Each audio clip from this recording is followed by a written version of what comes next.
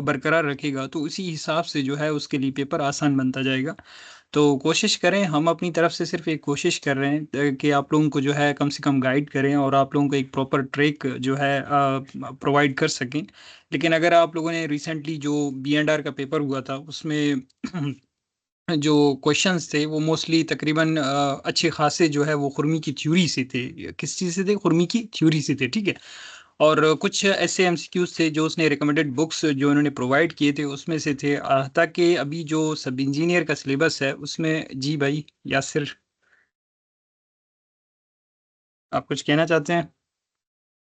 जी मैंने कहा कि रिकॉर्डिंग हो रही है नहीं हो रही है। जी जी, रिकॉर्डिंग हो रही है, अभी स्टार्ट है। हाँ, ठीक सर। Thank you. चलिए ठीक है। तो उसमें मैं ये कह रहा था कि जो पेपर था उसमें अच्छे खासे जो क्वेश्चंस थे वो खुरमी के ही थे। अगर आप लोग गौर से देखें, अगर आप लोग जो है थोड़ा सा एनालाइज करें पेपर को, तो मोस्टली जो क्वेश्चंस थे वो थ्योरी में से थे। थ्योरी में से उसने लाइन बाय लाइन उसने उठाए थे। लेकिन कुछ टेक्निकल करके उस बंदे ने जो है पेपर को बनाया है, और अच्छे खासे रिकमेंडेड बुक्स में से भी उसने दिए थे, क्योंकि अभी वो कोशिश कर रहे हैं कि रिकमेंडेड बुक्स को फॉलो कर रहे हैं। लेकिन रिकमेंडेड बुक्स चूंकि इतने वास्ट हैं कि उनको जो है कवर करना मैं समझता हूँ कि बहुत मुश्किल है वैसे। लेकिन हो सकते हैं अगर एक बंदा जो है प्रॉपर टाइम दे। लेकिन बहरहाल हम सब इंजीनियर की तरफ आते हैं, तो इनका जो सिलेबस है इसमें हमारे पास टोटल इन्होंने जो है 10 सब्जेक्ट्स मेंशन किए हैं। ठीक है, इनमें सबसे जो पहला सब्जेक्ट है बिल्डिंग मटेरियल, जो कि हमने पढ़ा भी है। कोई फ़र्क नहीं है, अगर आप लोगों ने ये जो मैंने लेक्चर्स पढ़ाए हैं इनको अगर प्रॉपर तैयार कर लें इंशाल्लाह, आप लोगों का जो है ऐसे समझे कॉन्सेप्ट क्लियर है। मज़ीद आपके ऊपर डिपेंड करता है कि आप कितना प्रैक्टिस करते हैं। ठीक है, प्रैक्टिस से मुराद ये है आप वेबसाइट्स को कितना टाइम देते हैं, आप खुरमी को कितना टाइम देते हैं। आप भले कोई भी डिप्लोमा की बुक उठा लें जो आप लोगों ने फर्स्ट ईयर में पढ़ी है, उससे अगर आप देख लें तो तकरीबन चीज़ें सेम है। वहाँ पे थोड़ा सा कम लिखा है, यहाँ पे थोड़ा सा ज़्यादा लिखा है। और ज़्यादा पढ़ाने का मकसद ये है क्योंकि हमारे साथ जो है बीई वाले भी हैं, ठीक है, क्योंकि हमने उनको भी लेके चलना है और साथ में डिप्लोमा वालों को भी लेके चलना है, ठीक है।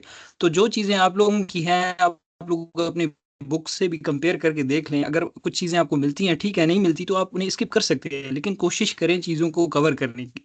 ठीक है, तो सबसे पहले आता है बिल्डिंग मटेरियल, जो हमने सबने पढ़ा है। ठीक है, सर्वे अभी पढ़ेंगे इंशाल्लाह। बिल्डिंग कंस्ट्रक्शन जो कि अभी तक कंटिन्यू है, उसे पढ़ रहे हैं, आज भी उसी का लेक्चर है। स्ट्रक्चरल मैकेनिक्स कहते हैं मोस को, स्ट्रेंथ ऑफ मटेरियल को, ठीक है। तो कोई फर्क नहीं है इसमें कि कंफ्यूज ना हो कि स्ट्रक्चरल मैकेनिक्स क्या है। असल में स्ट्रक्चरल एनालिसिस और जो मैकेनिक्स ऑफ सॉलिड्स है या स्ट्रेंथ ऑफ मटेरियल है उसको कंबाइन करके इसने एक नाम दिया है स्ट्रक्चरल मैकेनिक्स का। तो ये वही structural mechanics strength of material की बात कर रहा है, ठीक है। हाईवे इंजीनियरिंग, ये तो बाकायदा सब्जेक्ट है, ठीक है। वाटर सप्लाई एंड सैनिटेशन, अब इसमें जो है दो चीज़ें आती है। एक तो आप लोगों का इरिगेशन आता है, ठीक है। और सैनिटेशन से मुराद ये है कि उसमें पीएचई का पोर्शन आ जाता है, पब्लिक हेल्थ इंजीनियरिंग या इन्वायरमेंटल इंजीनियरिंग जिसे हम कहते हैं, ठीक है। एक सब्जेक्ट है बिल्डिंग सर्विसेज।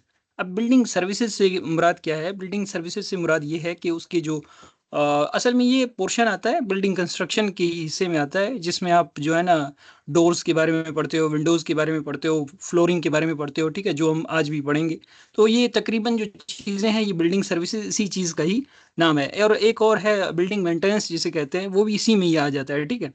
तो इसमें घबराने वाली ज़रूरत नहीं है, तो कंफ्यूज ना हो, ये असल में सेम ही सब्जेक्ट है। असल में इसने जो है ना इसमें से उठा के यहाँ पे नीचे पेस्ट कर दिया है, ठीक है।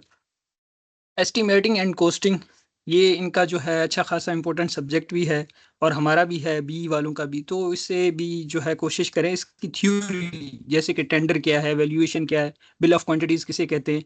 तो इस तरह की जो थ्योरी है वो बड़ी इंपॉर्टेंट है इसकी, क्योंकि याद रखें जो एमसीक्यूज बनते हैं उनमें वो बंदा कभी कोशिश नहीं करता कि वो एक न्यूमेरिकल उठा के दे दे, ठीक है। अगर देगा भी वो बिल्कुल सिंपली एक आसान सा न्यूमेरिकल होता है, लेकिन चूंकि टाइम कम होता है इसलिए पेपर में अगर आ भी जाए मैक्सिमम एक या डेढ़ दो मतलब कि एमसीक्यूज आ सकते हैं, ठीक है। तो कोशिश करें थ्योरी को प्रॉपर जो है समझ के करने की कोशिश करें, ठीक है। फिर आता है कंस्ट्रक्शन मैनेजमेंट, ये भी बड़ा इंपॉर्टेंट सब्जेक्ट है, जिसे पर्ट और सीपीएम कहते हैं, ठीक है। इसके अलावा सिविल इंजीनियरिंग ड्राइंग है।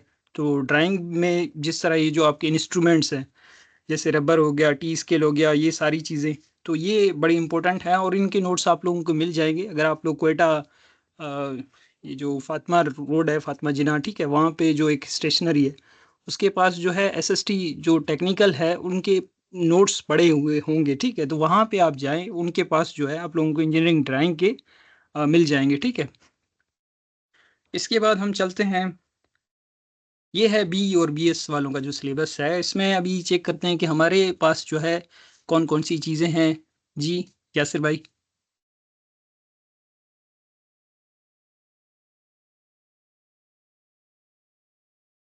कुछ कहना चाहते हैं आप?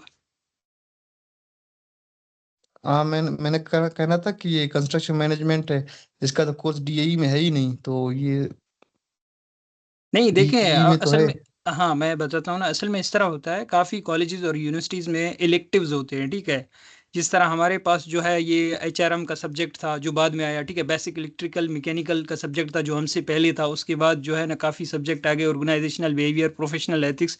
तो इसी तरह जो है कुछ ऐसे सब्जेक्ट होते हैं जो यूनिवर्सिटी या कॉलेज अपनी तरफ से उठा सकता है, ठीक है, वो क्रेडिट आवर्स पूरा करने के लिए। तो अगर आपकी यूनिवर्सिटी, आप जिस कॉलेज से आपने पढ़ा है, हो सकता है उसमें नहीं था, लेकिन किसी और कॉलेज में वो सब्जेक्ट ज़रूर था, ठीक है, तो आपके जो सब्जेक्ट हैं उनमें फिर एक सब्जेक्ट इजाफी होगा जो उनके पास नहीं होगा। तो इसी तरह जो है वो इलेक्टिव्स जो है अपनी तरफ से उठा लेते हैं, ठीक है।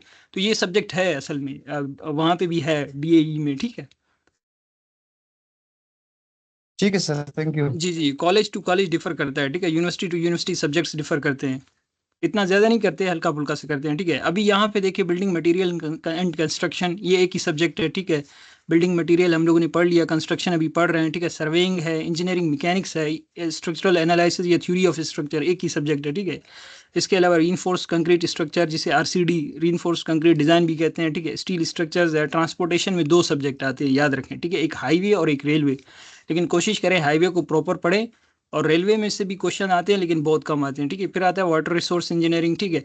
इसके बाद हमारे पास जियोटेक इंजीनियरिंग है, जिसमें सोइल भी आ जाता है, ठीक है, क्योंकि सोइल पार्ट 1 है, जियोटेक पार्ट 2 होता है, ठीक है। इन्वायरमेंटल में फिर दोनों आ जाते हैं, एक जिसमें आप डिज़ाइन करते हैं, दूसरे में आप ट्रीट करते हैं, ठीक है। इन्वायरमेंटल इंजीनियरिंग हो गया, जिसे पब्लिक हेल्थ इंजीनियरिंग के नाम से जो है सब्जेक्ट है आपकी खुरमी में। फिर construction management and earthquake engineering. Earthquake engineering जो है हमारे पास वैसे सब्जेक्ट का सिर्फ नाम यहाँ पे चेंज है, असल में ये जियोलॉजी की बात कर रहा है, ठीक है, जिसमें आप फोल्ड पढ़ते हैं, फॉल्ट पढ़ते हैं, ठीक है। अर्थक्वेक के बारे में हमने उसी में ही पढ़ा था ना कि अर्थक्वेक क्या होता है, उसमें एपिसेंटर था, मुख्तलिफ किस्म के हमारे पास वेव्स थे, और वोल्केनो कैसे बनते हैं, हिल्स कैसे बनते थे, ये सारी चीज़ें जो है अर्थक्वेक उसमें आ जाती हैं, ठीक है, इंजीनियरिंग में आ जाती हैं। अब चलते हैं, यहाँ पे लिखा है books already recommended by HEC and emphasis on above mention subject. तो ये असल में जो है आप लोग बस वही जो कोशिश करें, चूंकि हमारे पास सिलेबस बहुत ज़्यादा है, अगर हर एक सब्जेक्ट को इतना वो डीप में भी वो नहीं जाते, जिस तरह आप लोगों ने पेपर अभी देखा है। जब 17 का पेपर इस हिसाब से बनता है, तो 11 ग्रेड का जो पेपर है वो इतना मुश्किल नहीं बनेगा, ठीक है। ये बना था, बेशक 17 का बना था, ठीक है, उसमें अच्छी खासे जो है उसने रिकमेंडेड बुक से उठाए थे और टेक्निकल क्वेश्चंस उठाए थे, लेकिन इसमें नहीं होगा इस तरह, ठीक है। इसमें कोशिश करें आप लोग, सबसे पहले तो वेबसाइट्स को प्रॉपर तैयार कर लें, उसके बाद जो है फिर आप थ्योरी जहाँ से मिले आप कोशिश करें पढ़ लें, ठीक है। लेकिन चूंकि खुरमी मैं इसलिए रिकमेंड करता हूँ क्योंकि उसमें जो है उन्होंने बिल्कुल प्रॉपर तरीके से और इजी इंग्लिश में लिखा है। अब चलते हैं अपने लेक्चर की तरफ।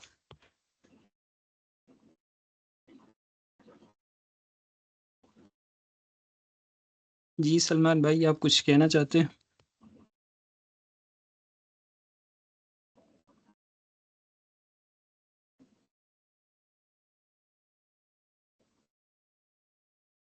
जी सर, इनका पेपर तो डिफरेंट होगा ना, ये बी और पेपर डी है। डिफरेंट होगा, जी जी, पेपर दोनों का अलग होगा, उनका अलग होगा, उनका अलग होगा। मसला ये है कि हम लोगों का जो बी होल्डर है उनका जो मेरिट लिस्ट बनेगा वही उनका प्रमोशन लिस्ट होगा बाद में, इस वजह से जो है इनका पेपर भी डिफरेंट होगा।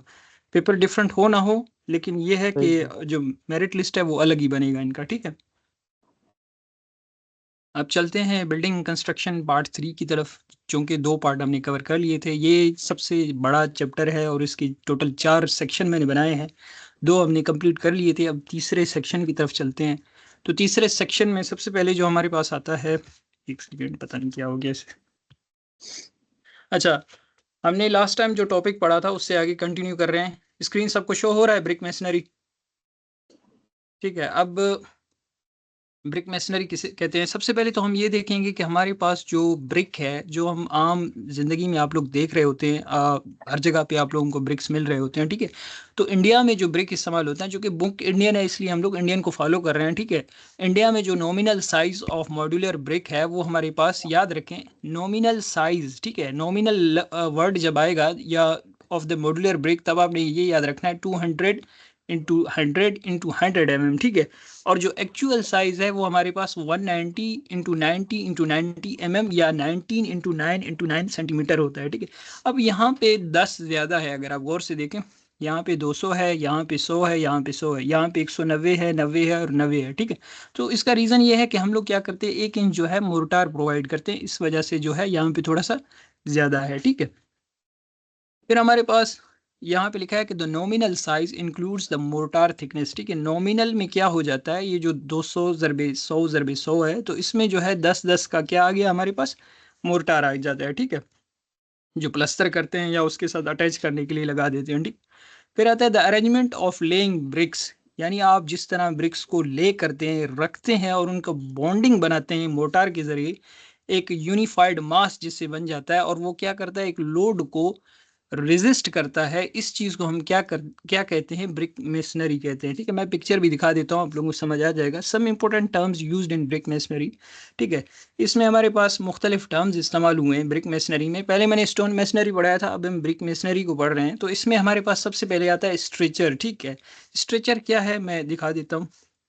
अब ये देखिए एक यूनिफाइड मास है, यहाँ पे देखिए सिर्फ और सिर्फ ब्रिक ही इस्तेमाल हुए हैं, ठीक है। कोई पत्थर मत्थर कुछ इस्तेमाल नहीं हुआ, कोई टाइल इस्तेमाल नहीं हुआ, सिर्फ ब्रिक इस्तेमाल हुए हैं। तो यूनिफाइड मास शो कर रहा है, ऊपर से लोड जो है नीचे की तरफ ट्रांसफर कर रहा है, तो इससे हम क्या कहते हैं, ब्रिक मेसनरी कहते हैं, ठीक है। अच्छा, अब यहाँ पे देखें, ब्रिक के हमारे पास जो है 3 सेक्शन है, 3 जो है यहाँ पे शो हो रहे हैं प्रॉपरली। ये जो लॉन्गेस्ट फेस है इसका, ठीक है, इसे हम कहते हैं स्ट्रेचर, ठीक है। और ये बंदा जो बना रहा है, ये भी क्या है, हमारे पास स्ट्रेचर फेस है इसका, ठीक है। इसे कहते हैं हेडर फेस, ये जो छोटा फेस होता है इसे हम कहते हैं हेडर फेस, ठीक है। और ऊपर जो एक डिप्रेशन है, एक डेंट है ब्रिक के ऊपर, उसे हम कहते हैं फ्रॉग, ठीक है। अच्छा, तो स्ट्रेचर क्या है, the longest face of a brick as seen in the elevation of wall is called stretcher, ठीक है। ये एलिवेशन आप लोगों को दिख रहा है, सामने से किसी चीज़ को देखेंगे तो उसे हम एलिवेशन कहते हैं, ठीक है। ये सामने से हम देख रहे हैं तो हमें क्या दिख रहा है, यहाँ पे ये सारे स्ट्रेचर हमें दिख रहे हैं, ठीक है। तो इसे हम क्या कहते हैं, स्ट्रेचर कहते हैं। हेडर क्या है, the shortest face of a brick as seen in the elevation of the wall is called header. अगर आपके पास यहाँ पे ये जो छोटा साइज था, ये अगर इस तरह दिख रहा होता तब हम उसे क्या कहते हैं, हेडर कह रहे होते, ठीक है। फिर हमारे पास आता है अराइजेस। ये क्या चीज़ है, मैं पिक्चर से आप लोगों को समझा दूं ताकि आप लोगों को समझ आ जाए। अब यहाँ पे देखें, एक लाइन यहाँ पे आ रहा है, दूसरी लाइन ये है और तीसरी ये है। ये क्या कर रहे हैं, आपस में आके यहाँ पे इंटरसेक्ट कर रहे हैं। तो इन लाइंस को जो है हम लोग क्या कहते हैं, एजेस जो है, एजेस ये जो फॉर्म कर रहे हैं, ठीक है, इनको हम कहते हैं अराइजेस, ठीक है। तो मैं यहाँ पे दिखा देता हूँ, the edges formed by the intersection of plain surfaces of brick are called arrises, ठीक है। यहाँ पे इंटरसेक्ट कर रहे हैं तीनों, तो इसे हम क्या कहते हैं, अराइसिस कहते हैं। एक ये हो गया, एक यहाँ पे भी इंटरसेक्ट कर रहे हैं, यहाँ पे भी इंटरसेक्ट कर रहे हैं, तो इनको हम क्या कहते हैं, अराइसिस कहते हैं, ठीक है। बेड किसे कहते हैं, अब देखें, जो ब्रिक है, ब्रिक का जो निचला सरफेस है जहाँ पे उसे रखते हैं, उसे हम बेड कहते हैं, ठीक है। परपेंड क्या होता है, पिक्चर से समझते हैं, ठीक है। जब आप ब्रिक्स को जो है ना इस तरह ले करते हैं, ठीक है, तो ये जो मोर्टार है, और ये देखें, ये भी एक मोर्टार की लाइन है, ठीक है। ये क्या है, ये देखें, ये बिल्कुल स्ट्रेट है, परपेंडिकुलर है, किससे, इस प्लेन से, ठीक है। तो ये जो परपेंड है, ये असल में हमारे पास ये क्या होता है, इस लाइन को कहते हैं, ठीक है। ये जो लाइंस है हमारे पास, इनको हम क्या कहते हैं, परपेंड कहते हैं। ये परपेंडिकुलर ही होते हैं, स्ट्रेट होते हैं, ठीक है। अच्छा, an imaginary vertical line which includes the vertical joint separating two adjoining bricks, ये क्या करता है, देखें, दो ब्रिक्स को क्या कर रहा है, सेपरेट कर रहा है। एक ब्रिक ये है, एक ब्रिक ये है, इनको क्या कर रहा है, सेपरेट कर रहा है, तो इसे हम क्या कहते हैं, परपेंड कहते हैं, ठीक है। अगर मैं यहाँ पे भी दिखा दूं आप लोगों को पिक्चर में, ये देखें, एक इसे मैं परपेंड कह सकता हूँ, ये भी परपेंड है, ठीक है। ये क्या कर रहा है, इस ब्रिक को दूसरे ब्रिक से अलग कर रहा है, ठीक है। तो इसके बाद हमारे पास आता है लैप। लैप क्या है, the horizontal distance between the vertical joints of successive courses is termed as lap, ठीक है। हॉरिजॉन्टल डिस्टेंस होता है वर्टिकल जॉइंट्स के दरमियान। इसका मतलब क्या हुआ, इसका मतलब ये हुआ कि इनके दरमियान जो डिस्टेंस है, ठीक है, एक परपेंड और दूसरे परपेंड के दरमियान, ये जो हॉरिजॉन्टल डिस्टेंस है, इसे हम क्या कहेंगे, लैप कहेंगे, ठीक है। इसके बाद हमारे पास आता है क्लोजर। क्लोजर कहते हैं the portion of a brick, याद रखें, क्लोजर पोर्शन को कहते हैं, ठीक है। क्यों इस्तेमाल करते हैं, to close up the bond at the end of a brick course. फर्ज कर ले, आप जो है एक ब्रिक कोर्स बना रहे हैं, आप एक कंस्ट्रक्शन कर रहे हैं, एक दीवार खड़ी कर रहे हैं, आपने क्या किया, पूरे जो बड़े बड़े ब्रिक्स थे वो यूज़ किए, लेकिन आखिर में जो है एक ऐसा पोर्शन बचा कि अब आप पूरी ब्रिक को यूज़ नहीं कर सकते। तब आपको क्या करना है, ब्रिक को काट देंगे और वहीं पे प्लेस कर देंगे ताकि बॉन्ड को क्या कर सके, हम ख़त्म कर सके। तब जो हम ब्रिक यूज़ करते हैं उसे हम क्लोज़र कहते हैं, ठीक है, क्लोज़र यानी, ठीक है। फिर आता है इसके टाइप्स हैं हमारे पास, एक आता है क्वीन क्लोज़र। क्वीन में क्या होता है, मैं पिक्चर से समझा दूँ, पहले भी पढ़ाया था वैसे, ठीक है। अब ये देखें, क्वीन क्लोज़र इसे कहते हैं कि आप जो है ये विड्थ है, ठीक है, ये विड्थ है इसकी, विड्थ वाइज अगर आप क्या कर दें, कट कर दें इसे, ठीक है। ये देखें यहाँ पे ये कट हो गया और बिल्कुल जो है लेंथ तो इसकी प्रॉपर है, लेकिन विड्थ इसका क्या है, हाफ हो गया, ठीक है। विड्थ इसका क्या हो गया, हाफ हो गया, तो इसे हम क्या कहेंगे, queen closer. It is the portion of a brick obtained by cutting a brick length wise into two portion, यानी आप इसे लेंथ वाइज जो है दो हिस्सों में तकसीम करें और आपको दो इक्वल ब्रिक मिल जाए, इक्वल लेंथ की मिल जाए, तो इसे हम क्या कहते हैं, क्वीन क्लोजर कहते हैं, ठीक है। In other words it is brick which is half as wide as full brick, ठीक है, हाफ है as wide as full brick की, ठीक है। जैसे पिक्चर में आप लोगों ने देखा। अब किंग क्लोजर क्या होता है हमारे पास, ठीक है, it is the portion of a brick which is so cut that the width of its one and is half that of a full brick. यानी इसका मतलब क्या हुआ, पिक्चर देखते हैं, यहाँ पे आप देखें, ये जो विड्थ है, कहता है कि एक साइड का जो विड्थ है वो आप क्या करते हैं, हाफ कर देते हैं। यहाँ पे देखें, ये कंप्लीट विड्थ है, इसे मैंने क्या किया, हाफ कर दिया, लेकिन यहाँ पे तो मेरे पास क्या है कि कंप्लीट हाफ है, ओ सॉरी कंप्लीट विड्थ है। तो एक साइड से जब आप उसे हाफ करते हैं और उसे दूसरे लेंथ के हिसाब से आप उसे काटते हैं, तो उसे हम क्या कहते हैं, किंग क्लोजर कहते हैं, ठीक है। while the width of other end is equal to the full width, यहाँ पे देखें, अदर एंड का जो विड्थ है वो कंप्लीट है, लेकिन इस एंड का जो है वो हाफ हो गया, तो इसे हम क्या कहते हैं, किंग क्लोजर कहते हैं, ठीक है। It is thus obtained by cutting a triangular portion of the brick such that half adder and half stretcher is obtained on joining the cut faces। यानी ये कह रहा है कि भाई यहाँ पे देखें, हमें एक ट्रायंगुलर शेप का जो पोर्शन है वो मिल रहा होता है। हम क्या करते हैं, हाफ हेडर कट हो जाता है और हाफ हमारे पास स्ट्रेचर कट हो रहा होता है, ठीक है। ये इस फेस को स्ट्रेचर कहते हैं, इसको हेडर कहते हैं। हेडर का भी हाफ कट रहा है और स्ट्रेचर का भी हाफ कट रहा है, तो इसे हम क्या कहेंगे, किंग क्लोजर कहेंगे। यानी दो डेफिनेशन उस बंदे ने लिखे हैं, ठीक है। फिर हमारे पास जो है नेक्स्ट आता है बिवेल्ड क्लोजर। बिवेल्ड क्या होता है, हमारे पास पिक्चर से समझते हैं। एक साइड से जो विड्थ है वो कंप्लीट है, दूसरे से क्या हो जाता है, हाफ हो जाता है, ठीक है। अब यहाँ पे देखें इसने क्या लिखा है, it is a portion of a brick obtained by cutting the brick in such a way that half width is maintained at one end and full width at the other end। यानी कि half जो है एक side से half हो गया और दूसरे साइड से फुल उसी तरह ही विड्थ है, ठीक है। इसे हम कहते हैं बिवेल्ड क्लोजर, ठीक है। फिर हमारे पास आता है मिटर्ड क्लोजर। मिटर्ड क्या होता है, it is a portion of brick obtained by cutting the triangular portion of a brick through its width। width से हम क्या करते हैं, इसे काटते हैं and making an angle of 45 to 60 degree with length of the brick, ठीक है। पिक्चर दिखा के ताकि समझ आ जाए। अब यहाँ पे देखें, ये जो लेंथ है, ठीक है, अब यहाँ पे देखिए ये लेंथ कंप्लीट है, लेकिन ये लेंथ जो है क्या है, 45 या 60 डिग्री पे कट हो रहा है, कहाँ से, यहाँ से, ठीक है। इसमें और इसमें फ़र्क ये है कि ये दोनों अपोजिट हैं। इसमें हम लोग क्या करते हैं, विड्थ को देखें कौन कट हो रहा है यहाँ पे, और यहाँ पे जो है लेंथ कट हो रहा है, ठीक है।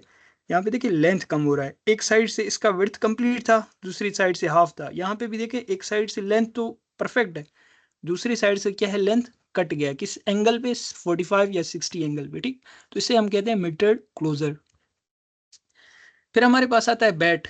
यानी कि अगर आप जो है एक ईंट को उठाएं और उसे तकसीम कर दे दो प्रॉपर हिस्सों में, तो उसे हम क्या कहेंगे, बेट कहेंगे, ठीक है। कोइन में क्या था, लेंथ वाइज कट कर रहे थे, इसे आप विड्थ वाइज कट करेंगे। अब इसे देखें, आपने इस तरह कट किया है ना, तो इसे हमने कहा कि ये क्लोजर है। अगर मैं इसे इस तरह कट करता तो ये क्या बन जाता, मेरे पास एक बैट बन जाता। मैं पिक्चर में, मेरे पास नहीं था, मुझे नहीं मिला, इसलिए मैं यहाँ से समझा देता हूँ। अगर मैं इसे इस तरह कट करूँ, ठीक है, तो ये जो ये साइड है और ये साइड है, ये दोनों क्या बन जाएंगे, मेरे पास बैट बन जाएंगे, ठीक है। Portion of a brick cut across the width is called a bed, thus a bed is a smaller in length than the full brick, ठीक है। ये बैट है हमारे पास, ये शो हो रहा है, पिक्चर है, सॉरी मैं समझा शायद नहीं है, ठीक है। तो ये बैट है, ये मुख्तलिफ बैट है हमारे पास, इनके मुख्तलिफ नाम है, ठीक है। फिर हमारे पास आता है बुलनोज। बुलनोज नाम से ही ज़ाहिर है, यानी बुल नोज, ठीक है। तो ये नाक की तरह मैं दिखा देता हूँ बुल के। तो ये देखें, इसमें कभी कभार क्या होता है, हमारे पास जो ऐसे स्ट्रक्चर्स होते हैं, कोई आर्किटेक्चरल स्ट्रक्चर है या कोई कीमती एक जो है स्कल्पचर है, कुछ भी है, तो वहाँ पे हम लोग क्या करते हैं, अगर हमें इस तरह की शेप की जो ब्रिक्स की दरकार होती है, ज़रूरत होती है, तब हम इस तरह की ब्रिक को इस्तेमाल करते हैं, ठीक है। तो इसका डेफिनेशन क्या है, अ brick moulded with rounded angle. देखिए इसमें क्या है कि राउंडेड एंगल है, तो इस वजह से हम क्या कहते हैं, यहाँ पे देखिए राउंडेड एंगल है ना यहाँ पे, तो इसे हम क्या कहते हैं, बुलनोस ब्रिक कहते हैं। अब क्वीन क्या है, क्वीन कहते हैं, याद रखिए क्वीन को कॉर्नर से याद रखें, ठीक है। इसको याद करने का तरीका ही यही है कि क्वीन मतलब कॉर्नर, ठीक है। जो कॉर्नर पे ईंट इस्तेमाल होंगे और external angle on the face side of wall is known as quoin, ठीक है। ये मैं दिखाता हूँ कैसे। यहाँ पे देखिए एक दीवार ये है और एक दीवार ये है, ये कॉर्नर पे जो ये ईंट इस्तेमाल हुए हैं, इनको हम क्या कहते हैं, क्वींस कहते हैं, ठीक है। Quoins are generally at right angles but may be greater than right angle. ये राइट एंगल पे ही होते हैं, लेकिन राइट एंगल से ज़्यादा भी हो सकते हैं। इसका मतलब क्या है, ये देखें इस तरह और ये परपेंडिकुलर इस तरह, ठीक है। तो इन दोनों के दरमियान एंगल क्या बनेगा, 90 डिग्री का एंगल है, ठीक है। तो परपेंडिकुलर ही होते हैं, ठीक है। तो इसके बाद हमारे पास आता है फ्रॉग। फ्रॉग तो सबको पता है कि भाई जो डिप्रेशन होता है ईंट के ऊपर और top of the face of a brick, उसे हम क्या कहते हैं, फ्रॉग कहते हैं। इसका मकसद क्या होता है, दो मकसद होते हैं। एक तो कंपनी अपना नाम लिखता है इसके ऊपर, दूसरा ये होता है कि होल्डिंग द मोर्टार, मोर्टार को होल्ड करने के लिए जो है फ्रॉग को प्रोवाइड करते हैं, ठीक है, ताकि एक अच्छी बॉन्डिंग बन सके। फिर आता है अभी ये एक नेक्स्ट क्वेश्चन है, बॉन्ड्स एंड ब्रिक वर्क। देखिए हम ब्रिक को जब भी कोई घर बनाते हैं, हम ऐसे सट्टी अपनी तरफ से ब्रिक्स को नहीं रखते, हम एक प्रॉपर एक शेप होता है, एक सिस्टम होता है उनको प्लेस करने का, तो उनको एक मेथड से प्लेस करते हैं और उन मेथड्स को हमने बॉन्ड्स का नाम दिया है, ठीक है। बॉन्ड्स हमारे पास मुख्तलिफ किस्म के होते हैं, तो अभी उनको डिस्कस करते हैं। The arrangement of bricks in order to tie them together in mass of brick work is called bonding. यानी आप उन्हें टाई करें एक बड़े मिकदार में ब्रिक्स को और एक स्ट्रक्चर बनाए, तो उसे हम क्या कहेंगे, बॉन्डिंग कहेंगे, ठीक है। Following are the types of bond provided in brick work. हमारे पास मुख्तलिफ इकसाम होती हैं, जिसमें सबसे पहला आता है स्ट्रेचिंग बॉन्ड, ठीक है। स्ट्रेचर जो बॉन्ड है ये कौन सा होता है, इसमें हम क्या करते हैं, जितने भी ब्रिक्स हैं सबको स्ट्रेचर वाइज जो है प्लेस करते हैं, ठीक है, on the faces of wall, ठीक है। It is suitable for half brick walls only. इसका मतलब क्या है, मैं समझाता हूँ आप लोगों को। यहाँ पे देखें आप लोग, अगर दिख रहा हो, ये स्ट्रेचर इसको कहते हैं, ठीक है। ये स्ट्रेचर है ना, स्ट्रेचर इसे कहते हैं। और ये जो है हमारे पास हेडर होता है, ये छोटा है, ठीक है, ये स्ट्रेचर है। अगर कंप्लीट दीवार को ही मैं स्ट्रेचर से बना दूं, ठीक है, कंप्लीट ये जो वाल है इसे मैंने स्ट्रेचर से बना दिया है, तो इसे मैं क्या कहूँगा, स्ट्रेचिंग बॉन्ड कहूँगा, ठीक है। इसका इसे हम हाफ ब्रिक के तौर पे इस्तेमाल करते हैं। हाफ ब्रिक से मुराद क्या है, अब यहाँ पे देखें इस बंदे ने क्या किया है, जो है एक, यहाँ पे तो मैं नहीं समझा, खैर मैं एक पिक्चर दिखाता हूँ आप लोगों को ताकि आप लोगों को समझ आ जाए हाफ ब्रिक का मतलब क्या होता है, ताकि प्रॉपर जो कंसेप्ट है वो आप लोगों का क्लियर हो जाए कि हाफ ब्रिक क्या होता है, ठीक है। हमारे पास जो घर में दीवार बनती है ना, वो डबल जो है ब्रिक की बनती है। अब यहाँ पे देखिए ये एक हाफ ब्रिक जो है हाफ ब्रिक का है, ठीक है। हाफ ब्रिक से मुराद क्या है, या इससे देख ले, ठीक है, ये एक हाफ ब्रिक है, ठीक है, ये डबल नहीं है। अगर आपने घर बनाया हो, ये भी हाफ ब्रिक है, ठीक है, ये भी हाफ ब्रिक है, कंप्लीट ब्रिक नहीं है। यानी कि दो ब्रिक एक साथ जब मिला के बनाते हैं ना, तो उसे कंप्लीट या डबल ब्रिक कहते हैं, ठीक है। तो ये हाफ ब्रिक ही के तौर पे हम लोग इसे बनाते हैं, क्योंकि आप स्ट्रेच करके जो है ना उसे बनाते हैं और आपको एक स्ट्रेचर बॉन्ड मिल जाता है, ठीक है। उसके बाद हमारे पास आता है हेडिंग बॉन्ड, ठीक है, या हेडर बॉन्ड इसे कहते हैं, ठीक है। हेडर बॉन्ड क्या होता है हमारे पास, in this type of a bond all the bricks are laid as headers on the faces of walls. यानी आप क्या करें, पहले स्ट्रेचर के तौर पे आपने सारी ब्रिक्स रखी, अभी आप क्या करें, हेडिंग के तौर पे सारे ब्रिक्स को प्लेस कर दे, उसे हम हेडिंग बॉन्ड कहते हैं, ठीक है। It is suitable for one brick wall only. अब इसमें हाफ था तो इसमें क्या हो जाएगा, वन हो जाएगा। ये कैसे, अभी दिखा देता हूँ। अब देखें यहाँ पे अगर आप लोगों को दिख रहा हो, एक सेकेंड, इसको मैं लेजर पॉइंट कर दूं। अच्छा देखें यहाँ पे ये कंप्लीट एक ब्रिक है ना, ये कंप्लीट एक ब्रिक मैंने प्लेस कर दिया है, ठीक है। और इसके नीचे भी क्या है, कंप्लीट ब्रिक्स हैं। तो ये क्या है, सारे किस तरह प्लेस हैं, हेडर के तौर पे, ठीक है। ये क्या है, हेडर के तौर पे हमने सबको प्लेस किया है, तो इसे हम क्या कहेंगे, हेडर बॉन्ड कहेंगे, ठीक है। हेडर के बाद हमारे पास आता है इंग्लिश बॉन्ड। इंग्लिश बॉन्ड क्या होता है, इन दोनों का मिक्सचर होता है, ठीक है। This type of bond consist of alternate courses of headers and stretchers. याद रखें, याद रखें, एक टर्म को याद रखें हमेशा। इंग्लिश जब भी आएगा, इंग्लिश के लिए अल्टरनेट वर्ड आएगा, क्या आएगा, अल्टरनेट आएगा, ठीक है। Courses, alternate courses of headers and stretchers, ठीक है। अल्टरनेट से मुराद क्या है, यानी कि अगर एक जो है हेडर बॉन्ड है, यहाँ पे देखिए ये हेडर है सारे, तो दूसरा क्या है हमारे पास, स्ट्रेचर बॉन्ड है, ठीक है। अल्टरनेट है, यानी एक अगर हेडर है दूसरा स्ट्रेचर है, फिर हेडर है फिर स्ट्रेचर है, तो इस बॉन्ड को हम क्या कहेंगे, इंग्लिश बॉन्ड कहेंगे। ठीक है, याद रखें गवर्नमेंट के जितने भी बिल्डिंग्स होते हैं उन सब में इंग्लिश बॉन्ड इस्तेमाल होता है, ये मजबूत बॉन्ड होता है। ठीक है, आपके घरों में, आपके जितने भी स्ट्रक्चर्स बनते हैं इंजीनियरिंग में पाकिस्तान में, बल्कि आप अक्सर देखें तो आपको इंग्लिश बॉन्ड ही मिलेगा। ठीक है, this is the most commonly used bond for all wall thicknesses. ठीक है, this bond is considered to be the strongest bond, ये सबसे स्ट्रॉन्गेस्ट बॉन्ड होता है हमारे पास इंग्लिश बॉन्ड, क्योंकि इसमें क्या होता है, हमारे पास हेडर और स्ट्रेचर दोनों मिलके एक कंप्लीट जो है एक बॉन्ड बना लेते हैं अच्छी किस्म का। ठीक है, notes, the vertical joints in the header courses come over each other and vertical joints in the stretcher courses are also in the same line। ये मैं समझाता हूँ क्या कह रहा है। ठीक है, अब गौर से देखें, ये कह रहा है, एक मिनट, ये कौन मैसेज कर रहा है। ठीक है, यहाँ पे अगर गौर से देखें, ये वर्टिकल है। ठीक है, वर्टिकल जॉइंट ऑफ किसका, हेडर का, बिल्कुल एन नीचे आ रहा है, किसके, दूसरे के। ठीक है, और ये बिल्कुल इसके नीचे आ रहा है। ठीक है, ये किसके हैं, ये सारे हेडर के हैं। ठीक है, अगर हम स्ट्रेचर की बात करें तो स्ट्रेचर में भी देखें ये जॉइंट है, इसके नीचे देखें फिर से स्ट्रेचर का ही जॉइंट है, फिर इसके नीचे क्या है, स्ट्रेचर का ही जॉइंट है। इस तरह मतलब क्या है, ये यही चीज एक्सप्लेन करने की कोशिश कर रहा है कि the vertical joints in the header courses come over each other and vertical joints in the stretcher courses are also in the same line.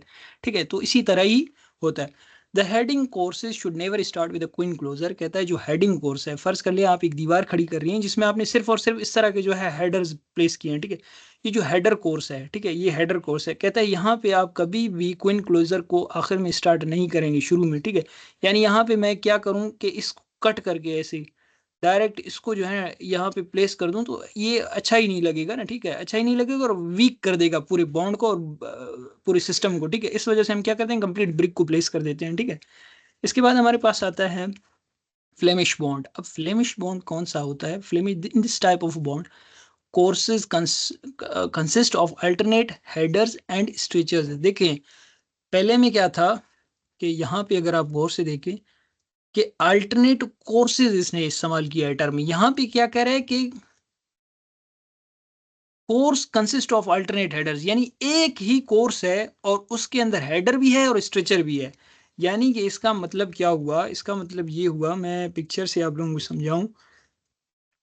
अगर आप गौर से देखें, ये वैसे ही इसका एक किस्म है लेकिन है फ्लेमिश बॉन्डी। ठीक है, यहाँ पे देखें स्ट्रेचर भी एक ही कोर्स में है और हेडर भी आपके एक ही कोर्स में है। यानी इस कोर्स जो है ना, इस कंप्लीट को बोलते हैं। ठीक है, ये जो आप ब्रिक बना रहे होते हैं ना, एक लाइन कंप्लीट जो बिछा रहे होते हैं, ठीक है, जो मिस्त्री बिछा रहा होता है, तो पहला ब्रिक उसने रखा, उसके साथ दूसरा ब्रिक रखा, तो इस सबको हम सीक्वेंस से क्या कहेंगे, एक कोर्स कहेंगे। ठीक है, ये जो अगर आप गौर से देखें, यहाँ पे स्ट्रेचर है, ठीक है, और यहाँ पे फिर क्या आ गया, हेडर आ गया। ठीक है, सेम कोर्स के अंदर हेडर भी आए और स्ट्रेचर भी आए तो उसे हम क्या कहेंगे, फ्लेमिश कहेंगे।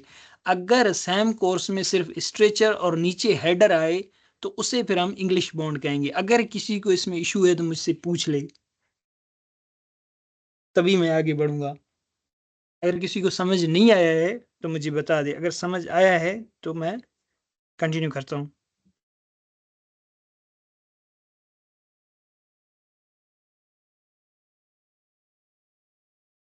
रिप्लाई कर दे काइंडली कोई मुझे एक।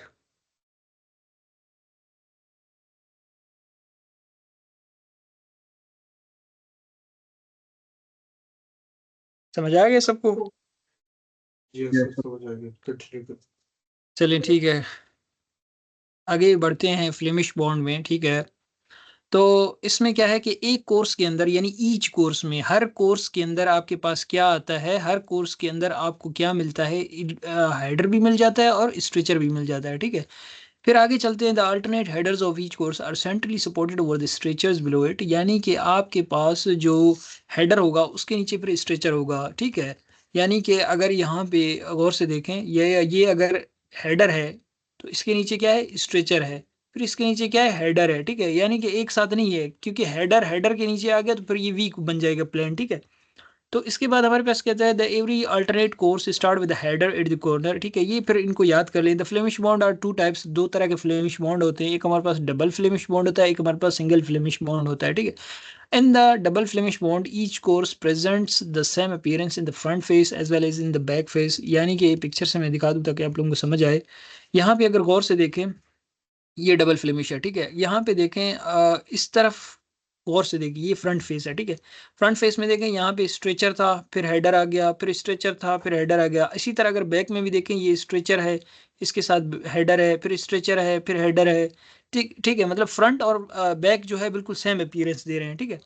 और बात करें अगर हम सिंगल फ्लेमिश की, तो उसमें क्या है हमारे पास, the single Flemish bond consist of double Flemish bond facing and English bond backing and hearting in each course.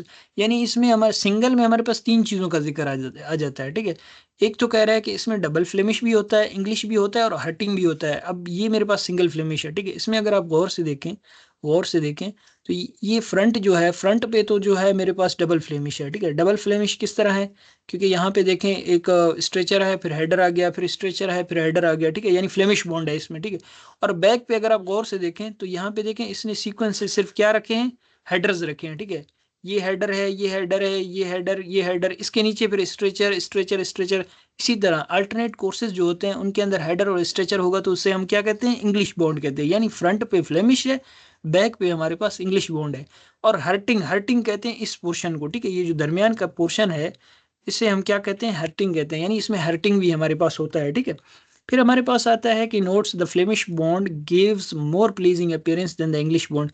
Flemish bond जो है हमारे पास अच्छा एक प्लीजिंग अपीयरेंस देता है इंग्लिश बॉन्ड से, लेकिन याद रखें इंग्लिश बॉन्ड ज़्यादा मजबूत होता है फ्लेमिश बॉन्ड से, ठीक है। तो सिर्फ खूबसूरती पे नहीं जाना चाहिए, हमेशा स्ट्रेंथ को भी देख ले, ठीक है। The English bond is stronger than Flemish bond. English bond जो है वो स्ट्रॉगर होता है Flemish bond for walls thicker than 1/2 brick, ठीक है। जो 1.5 ब्रिक होता है, अगर यानी ये कह रहा है कि इंग्लिश बॉन्ड जो है उसमें आप क्या करते हैं, 2 ब्रिक्स इस्तेमाल करते हैं ना। इसमें देखिए आपने 3 ब्रिक इस्तेमाल किए हैं, एक ब्रिक ये हो गया, 2 इस तरह अगर देखिए ये पहला ब्रिक, ये दूसरा ब्रिक और ये तीसरा ब्रिक, ठीक है। यानी आप 3 ब्रिक फ्लेमिश के इस्तेमाल करते हैं और इंग्लिश के सिर्फ 2 इसी तरह बना के जो है रख दें, तो इंग्लिश तब भी इनसे क्या है, स्ट्रोंगर है, ठीक है। इसके बाद हमारे पास आता है फेसिंग बॉन्ड। फेसिंग बॉन्ड कौन सा होता है, इसमें आप क्या कहते हैं, this type of bond consist of heading and stretching courses so arrange that one heading course comes after several stretching courses. इसका मतलब क्या हुआ, मैं पिक्चर से समझा दूं। अब गौर से देखें, ये एक हेडिंग है, ठीक है, हेडर है। यहाँ पे देखें ना, ये हेडर है, ये हेडर है। इसके नीचे अगर आप गौर से देखें, ये भी स्ट्रेचर, ये भी स्ट्रेचर, ये भी स्ट्रेचर, ये भी स्ट्रेचर, ये भी स्ट्रेचर। यानी कि सेवरल स्ट्रेचर्स के बाद एक आपको क्या मिलता है, हेडर कोर्स मिलता है। इसे हम क्या कहते हैं, फेसिंग बॉन्ड कहते हैं, ठीक है। This bond is not structurally good and load distribution is not uniform. ये हमारे पास अच्छा नहीं होता। वजह क्या है इसका, वजह देख ले।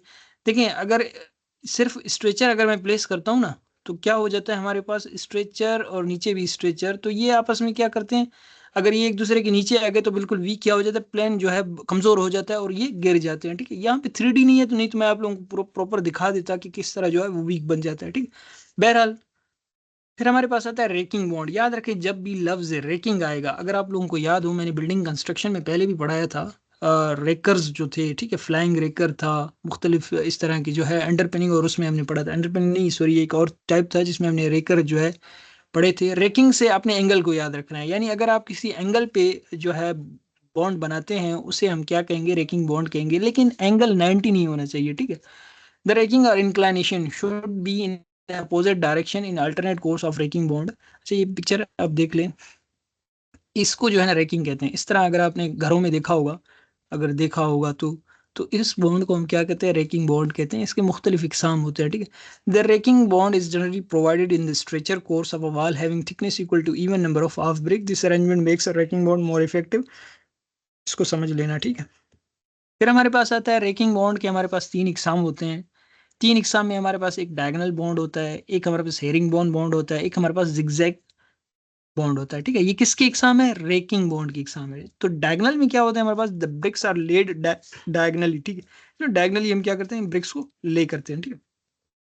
The angle of inclination is so selected that there is minimum breakage of bricks. जाहिर है हम एंगल को ऐसे सेट करते हैं ताकि हमें कम से कम नुकसान हो, ठीक। तो फिर आता है इन हेरिंग बॉन्ड बॉन्ड। इसमें क्या करते हैं हम लोग, हेरिंग में याद रखें 45 एंगल पे जो है हम लोग ब्रिक्स को ले करते हैं from the centre in both direction. यानी कि अब 45 डिग्री पे, याद रखें 45, ठीक है। हेरिंग बॉन्ड बॉन्ड में 45 डिग्री पे हम लोग सेट करते हैं। डायगोनल में डायगोनली और हैरिंग में 45 डिग्री पे, ठीक है। नॉट एट 90 डिग्री, याद रखें हमने शुरू में ही पढ़ा था कि जो हमारे पास रैकिंग बॉन्ड है वो 90 पे उसे सेट नहीं करते, ठीक है, लेकिन 45 पे कर सकते हैं। द जिगजैग बॉन्ड जो है इसमें क्या होता है, is similar to herring bone bond except that bricks are laid in zigzag fashion या पैटर्न, ठीक है। अच्छा, पिक्चर तो यहाँ पे आप लोगों ने देखा होगा, ये हेरिंग बोन बॉन्ड है, ठीक है, इसमें 45 पे हम लोगों ने सेट किया, अगर आप गौर से देखिए 45 ही मिलेगा। यहाँ पे देखिए ये डायगोनल है, ठीक है, ये डायगोनल ही हम लोगों ने प्लेस किया। जिगजैग का मतलब ये है कि फिर आगे पीछे इस तरह ऊपर नीचे करके रख दो तो उन्हें जिगजैग कहा जाएगा, ठीक है। फिर हमारे पास आता है Dutch bond. The Dutch bond is modified form of English bond. देखें इंग्लिश सबसे मजबूत बॉन्ड था, हमने सबने पढ़ा, ये उसका मॉडिफाइड फॉर्म है। In this bond the corners of the wall are strengthened. इसमें हम क्या कहते हैं, जो वॉल के जो कॉर्नर है उनको हम स्ट्रेंथन कर देते हैं, ठीक है, इसे हम क्या कहेंगे, डच बॉन्ड कहेंगे, ठीक है इंग्लिश बॉन्ड ही, सिर्फ स्ट्रेंथ किया आपने किनको, कॉर्नर्स को, तो इसे हमने किसका नाम दिया, डच बॉन्ड का नाम दिया। The arrangement of brick is similar to English bond. फर्क किस चीज का है, फर्क सिर्फ एक चीज का है, कॉर्नर्स का, ठीक है, और कोई फर्क नहीं है। The corners of the wall are strengthened, ठीक है। फिर हमारे पास आता है the alternate courses of header and stretcher are provided as in English bond, जैसे कि हम उसमें प्रोवाइड करते थे इसमें भी इसी तरह प्रोवाइड करते हैं। The coins of stretcher course is 3/4 bed. याद रखें इस तरह के जो सवाल है ना वो हमेशा पेपर में पूछे जाते हैं, ठीक है। 3/4 बेड क्या होता है, इसे कहाँ पे प्रोवाइड करते हैं, ठीक है। तो ये जो है डच बोर्ड में हम लोग 3/4 बेड को प्रोवाइड करते हैं, ठीक है, स्ट्रेचर कोर्स में। Header is introduced next to 3/4 bat in every stretcher course, ठीक है। अभी पेपर में कैसे सवाल आएगा कि in Dutch bond header is introduced next to the खाली जगह bat in every stretcher course, ठीक है। तो 3/4 आप लोगों को पता होना चाहिए, 3/4 याद रहे, ठीक है। फिर हमारे पास यहाँ पे देखें ये 3/4 है, यानी कि इसका सिर्फ अगर इसे कंप्लीट कर दूं तो ये कंप्लीट हो जाएगा, यानी इसका एक टुकड़ा जो है अगर काट दो तो ये 3/4 बन जाएगा। ये 1 पार्ट हो गया, ये बाकी का तीन तीन हिस्सा ये बन गया, ठीक है। यानी कि ये इसका दूसरा हिस्सा, ये तीसरा हिस्सा और ये इसका चौथा हिस्सा आ गया, ठीक है। यानी कि आपने क्या किया, सिर्फ एक हिस्से को ख़त्म कर दिया तो ये मेरे पास क्या बन जाएगा, 3/4। यानी कि आपने क्या किया, ब्रिक का सिर्फ थोड़ा सा हिस्सा काट के बाकी कंप्लीटली यहाँ पे अटैच कर दिया, इसको क्या कहते हैं 3/4, ठीक है। यानी इससे स्ट्रेंथ बढ़ गई है कॉर्नर्स की, ठीक है।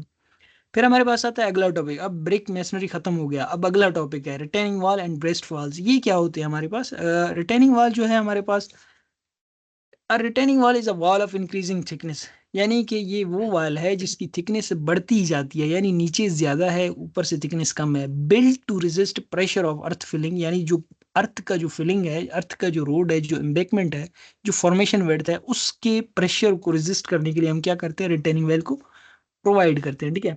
पिक्चर तो दिखाऊंगा तो आप लोगों को प्रॉपर समझ आएगा। अब यहाँ पे गौर से देखें, दो चीज़ें हैं, पहले इससे देखें, मैं एक मिनट इसे सेट करता हूँ।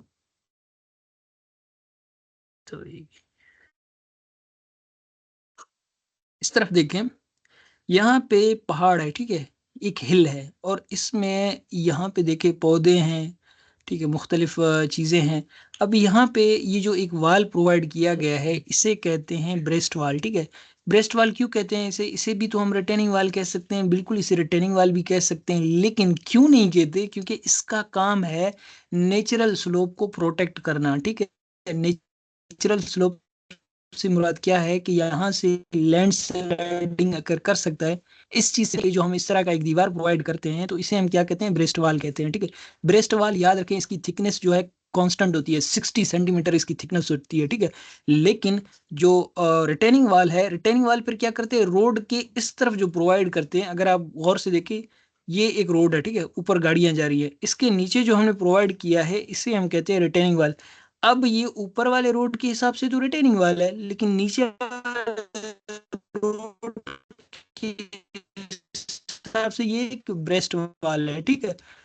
और रिटेनिंग वाल जो है इसका जो विड्थ है, थिकनेस है, लेकिन नीचे जो है फिर ये बढ़ता जाता है, ठीक है, थिकनेस बॉटम का जो थिकनेस है वो बढ़ता जाता है, ठीक है।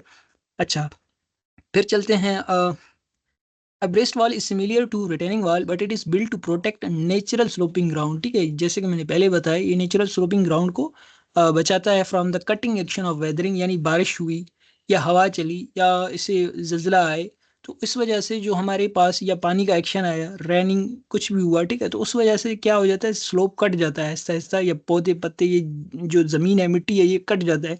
तो इस सेक्शन को प्रोटेक्ट करने के लिए हम क्या करते हैं, ब्रेस्ट वाल्स को प्रोवाइड करते हैं, ठीक है, ताकि रोड को नुकसान ना पहुंचे। Retaining wall is commonly required in the construction of hill roads. जाहिर सी बात है, अगर आप लोग इनको देखें भी, आपको रिटेनिंग वॉल कहाँ पे मिलते हैं, मोस्टली तो हिल रोड्स में ही मिलते हैं, ठीक है। मेसनरी डैम्स को बनाने के वक्त भी हम रिटेनिंग वॉल प्रोवाइड करते हैं, एंड विंग वॉल्स, और विंग वॉल्स के लिए हम लोग रिटेनिंग वॉल को प्रोवाइड करते हैं, ठीक है। It may be built in dry stone masonry, plan cement concrete and reinforced cement concrete, यानी इन्हें आप क्या करो, सिर्फ खाली पत्थर रख दो इसी तरह साइड पे, तो उससे भी क्या बन जाता है, हमारे पास रिटेनिंग वाल बन सकता है, ठीक है। बोलान में अगर कोई गया है तो वहाँ पे अक्सर उन्होंने साइड में इस तरह के रखे हैं, तो उन्हें हम स्टोन मेसनरी के जरिए क्या कह सकते हैं, रिटेनिंग वाल कह सकते हैं, ठीक है, जाले के अंदर जो बंद है, ठीक है।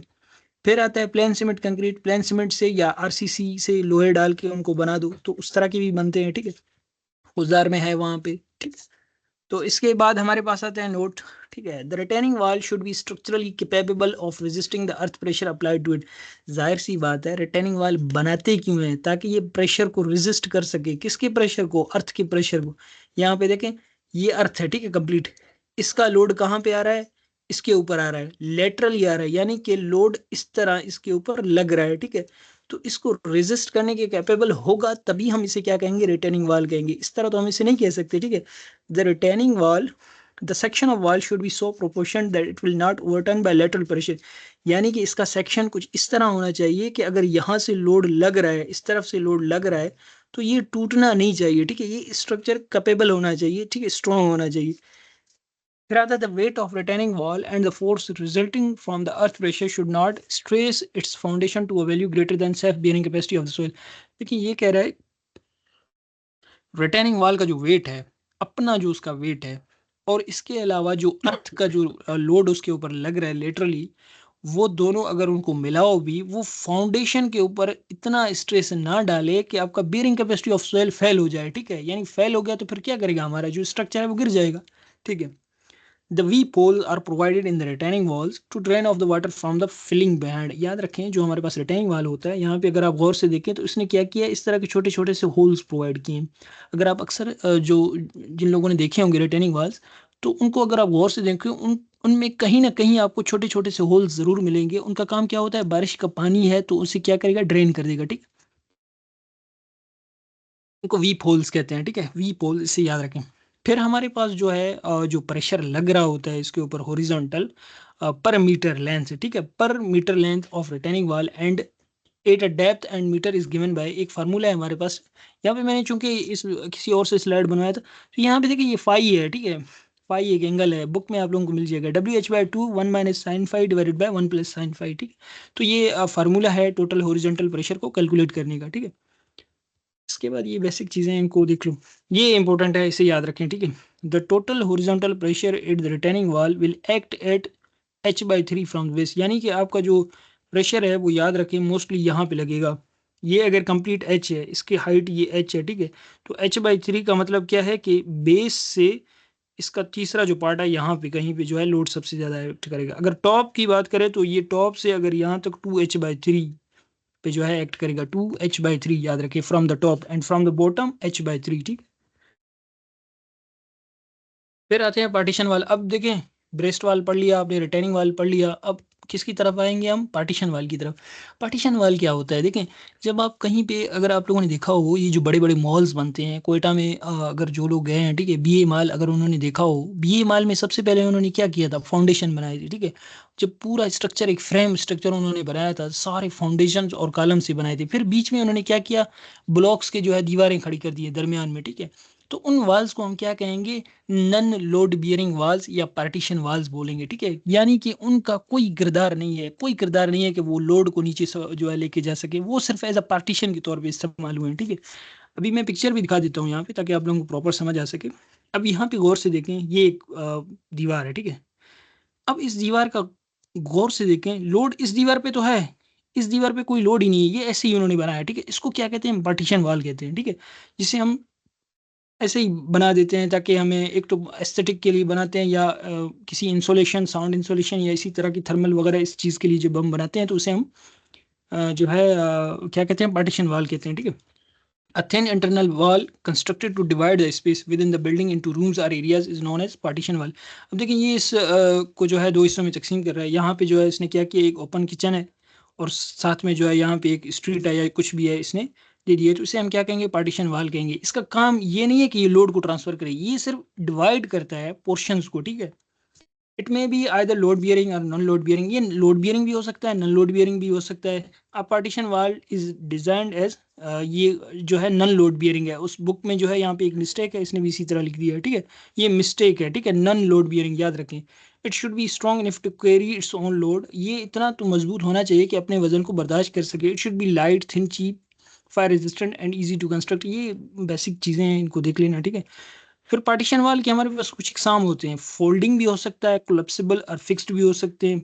तो there are many type of partition walls, yet the brick partition are quite common because they are cheapest. हम लोग क्या करते हैं, मोस्टली ब्रिक के जो है उन्हीं की बनाते हैं, ठीक है।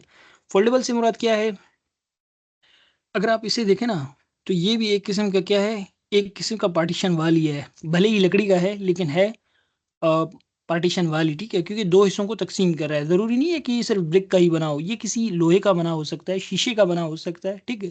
तो पार्टीशन वाल कुछ भी हो सकता है, ठीक है। तो इसमें हमारे पास कोलेप्सिबल भी होते हैं, फोल्डेबल भी होते हैं, मुख्तलिफ किस्म के होते हैं, लेकिन सबसे ज़्यादा जो कॉमनली इस्तेमाल होता है वो हमारे पास ब्रिक वाला इस्तेमाल होता है, ठीक है। The following are three type of brick partition, हमारे पास तीन तरह के होते हैं, जिसमें पहले आता है plain brick partition. The plain brick partition walls are usually half brick thick. अब ये समझाता हूँ ये क्या होता है, ठीक है। अब यहाँ पे देखिए हाफ ब्रिक थिक है, ये कंप्लीट जो है एक डबल ब्रिक नहीं है, ये हाफ ब्रिक है, ठीक है। इसमें आपने क्या किया, डायरेक्ट स्ट्रेचर प्लेस कर दिए पूरे में, और आपको एक क्या मिल गया, एक प्लेन ब्रिक का, ब्रिक ही इस्तेमाल हुए इसलिए इसे प्लेन ब्रिक कह रहे हैं, ठीक है। तो इसको हम क्या कहेंगे, प्लेन ब्रिक पार्टीशन वाल, ठीक है। These are constructed by laying bricks as stretchers, हमने क्या किया, स्ट्रेचर्स के तौर पे ब्रिक को जो है प्लेस कर दिया इन सीमेंट मोर्टार, ये स्पेलिंग मिस्टेक्स हैं कुछ, ठीक है। The wall is then plastered on both side, तब हम क्या करते हैं, वॉल को दोनों साइडों से प्लास्टर कर देते हैं। अब यहाँ पे तो उसने प्लास्टर नहीं किया है, लेकिन वैसे कर दो तो अच्छा लगता है, ठीक है, एस्थेटिक अपीयरेंस आ जाती है। रीइंफोर्स्ड ब्रिक पार्टीशन, अब देखें फ़र्ज़ करें आपने एक जो है एक मजबूत बनाना है इससे भी ज़्यादा, तब आप उसमें क्या करते हैं, रीइंफोर्समेंट प्रोवाइड करते हैं। होता पार्टीशन वाली है लेकिन उसके अंदर स्टील वगैरह ऐसा कुछ इस्तेमाल कर देते हैं ताकि वो ज़्यादा से ज़्यादा थोड़ा सा लोड बर्दाश्त कर सके, ठीक है। जैसा कि ये इसमें देखें, है तो पार्टीशन वाली लेकिन इस बंदे ने क्या किया, इसमें स्टील भी इस्तेमाल कर दिया है, ठीक है। फिर ब्रिक नोगिंग पार्टीशन, नोगिंग कहते हैं एंगल को, ठीक है। अब ये क्या होता है ये भी समझा देता हूँ, ठीक है। The brick nogging partition wall consist of brick work half brick thickness built within a framework of wooden members, यानी कि आपके पास अगर आप यहाँ पे गौर से देखें, ये एक फ्रेमवर्क है वुड का, ठीक है, कंप्लीट फ्रेमवर्क है। अब गौर से देखें, ये कंप्लीट फ्रेमवर्क है, इसके अंदर मैंने क्या किया, ब्रिक्स को ले किया यहाँ पे, ठीक है। तो इस अमल को मैं क्या कहूँगा, नोगिंग ब्रिक पार्टीशन वॉल, ठीक है। तो इसका क्या होता है, the wooden work consist of lower horizontal member called सिल, यानी कि ये कह रहा है कि ये जो लोअर वाले हैं, ठीक है, ये अगर आप लोगों को दिख रहा हो इसे कहते हैं सिल, ठीक है। और ये जो ऊपर वाला पोर्शन है इसे कहते हैं हेड, ठीक है, इसे क्या कहते हैं, हेड, ठीक है। और इसके बाद उसने क्या लिखा है, vertical members called studs and intermediate horizontal members called noggings. इसका मतलब है ये कह रहा है कि ये जो वर्टिकल मेंबर्स हैं, ये एक वर्टिकल मेंबर है, ये एक वर्टिकल मेंबर है, इनको स्टड कहते हैं। और ये जो हॉरिजॉन्टल मेंबर हैं इनको हम लोग क्या कहते हैं, नोगिंग्स कहते हैं, ठीक है। ये आ गया, ये आ गया, ठीक है, कहाँ चला गया, intermediate horizontal members called noggings, sorry noggings जो है इनको कहते हैं, एक मिनट कहाँ चला गया अभी बुरा, ठीक है। ये जो आप लोगों को दिख रहे हैं इंटरमीडिएट हॉरिजॉन्टल, ठीक है, इंटरमीडिएट हॉरिजॉन्टल, थोड़े से हॉरिजॉन्टल टाइप के हैं, ठीक है, हॉरिजॉन्टल भी हैं और वर्टिकल भी है, इन्हें हम नोगिंग्स कहते हैं, ठीक है। फिर हमारे पास आता है the vertical members or studs are spaced at 4 to 6 times the brick length. इसका मतलब क्या कह रहा है, कह रहा है कि ये जो आपके पास वर्टिकल मेंबर्स हैं, सॉरी कहाँ चला गया, वर्टिकल मेंबर्स हैं या स्टड्स हैं, कहता है ये एक वर्टिकल मेंबर है, ठीक है, एक वर्टिकल मेंबर ये हो गया, एक वर्टिकल मेंबर ये हो गया।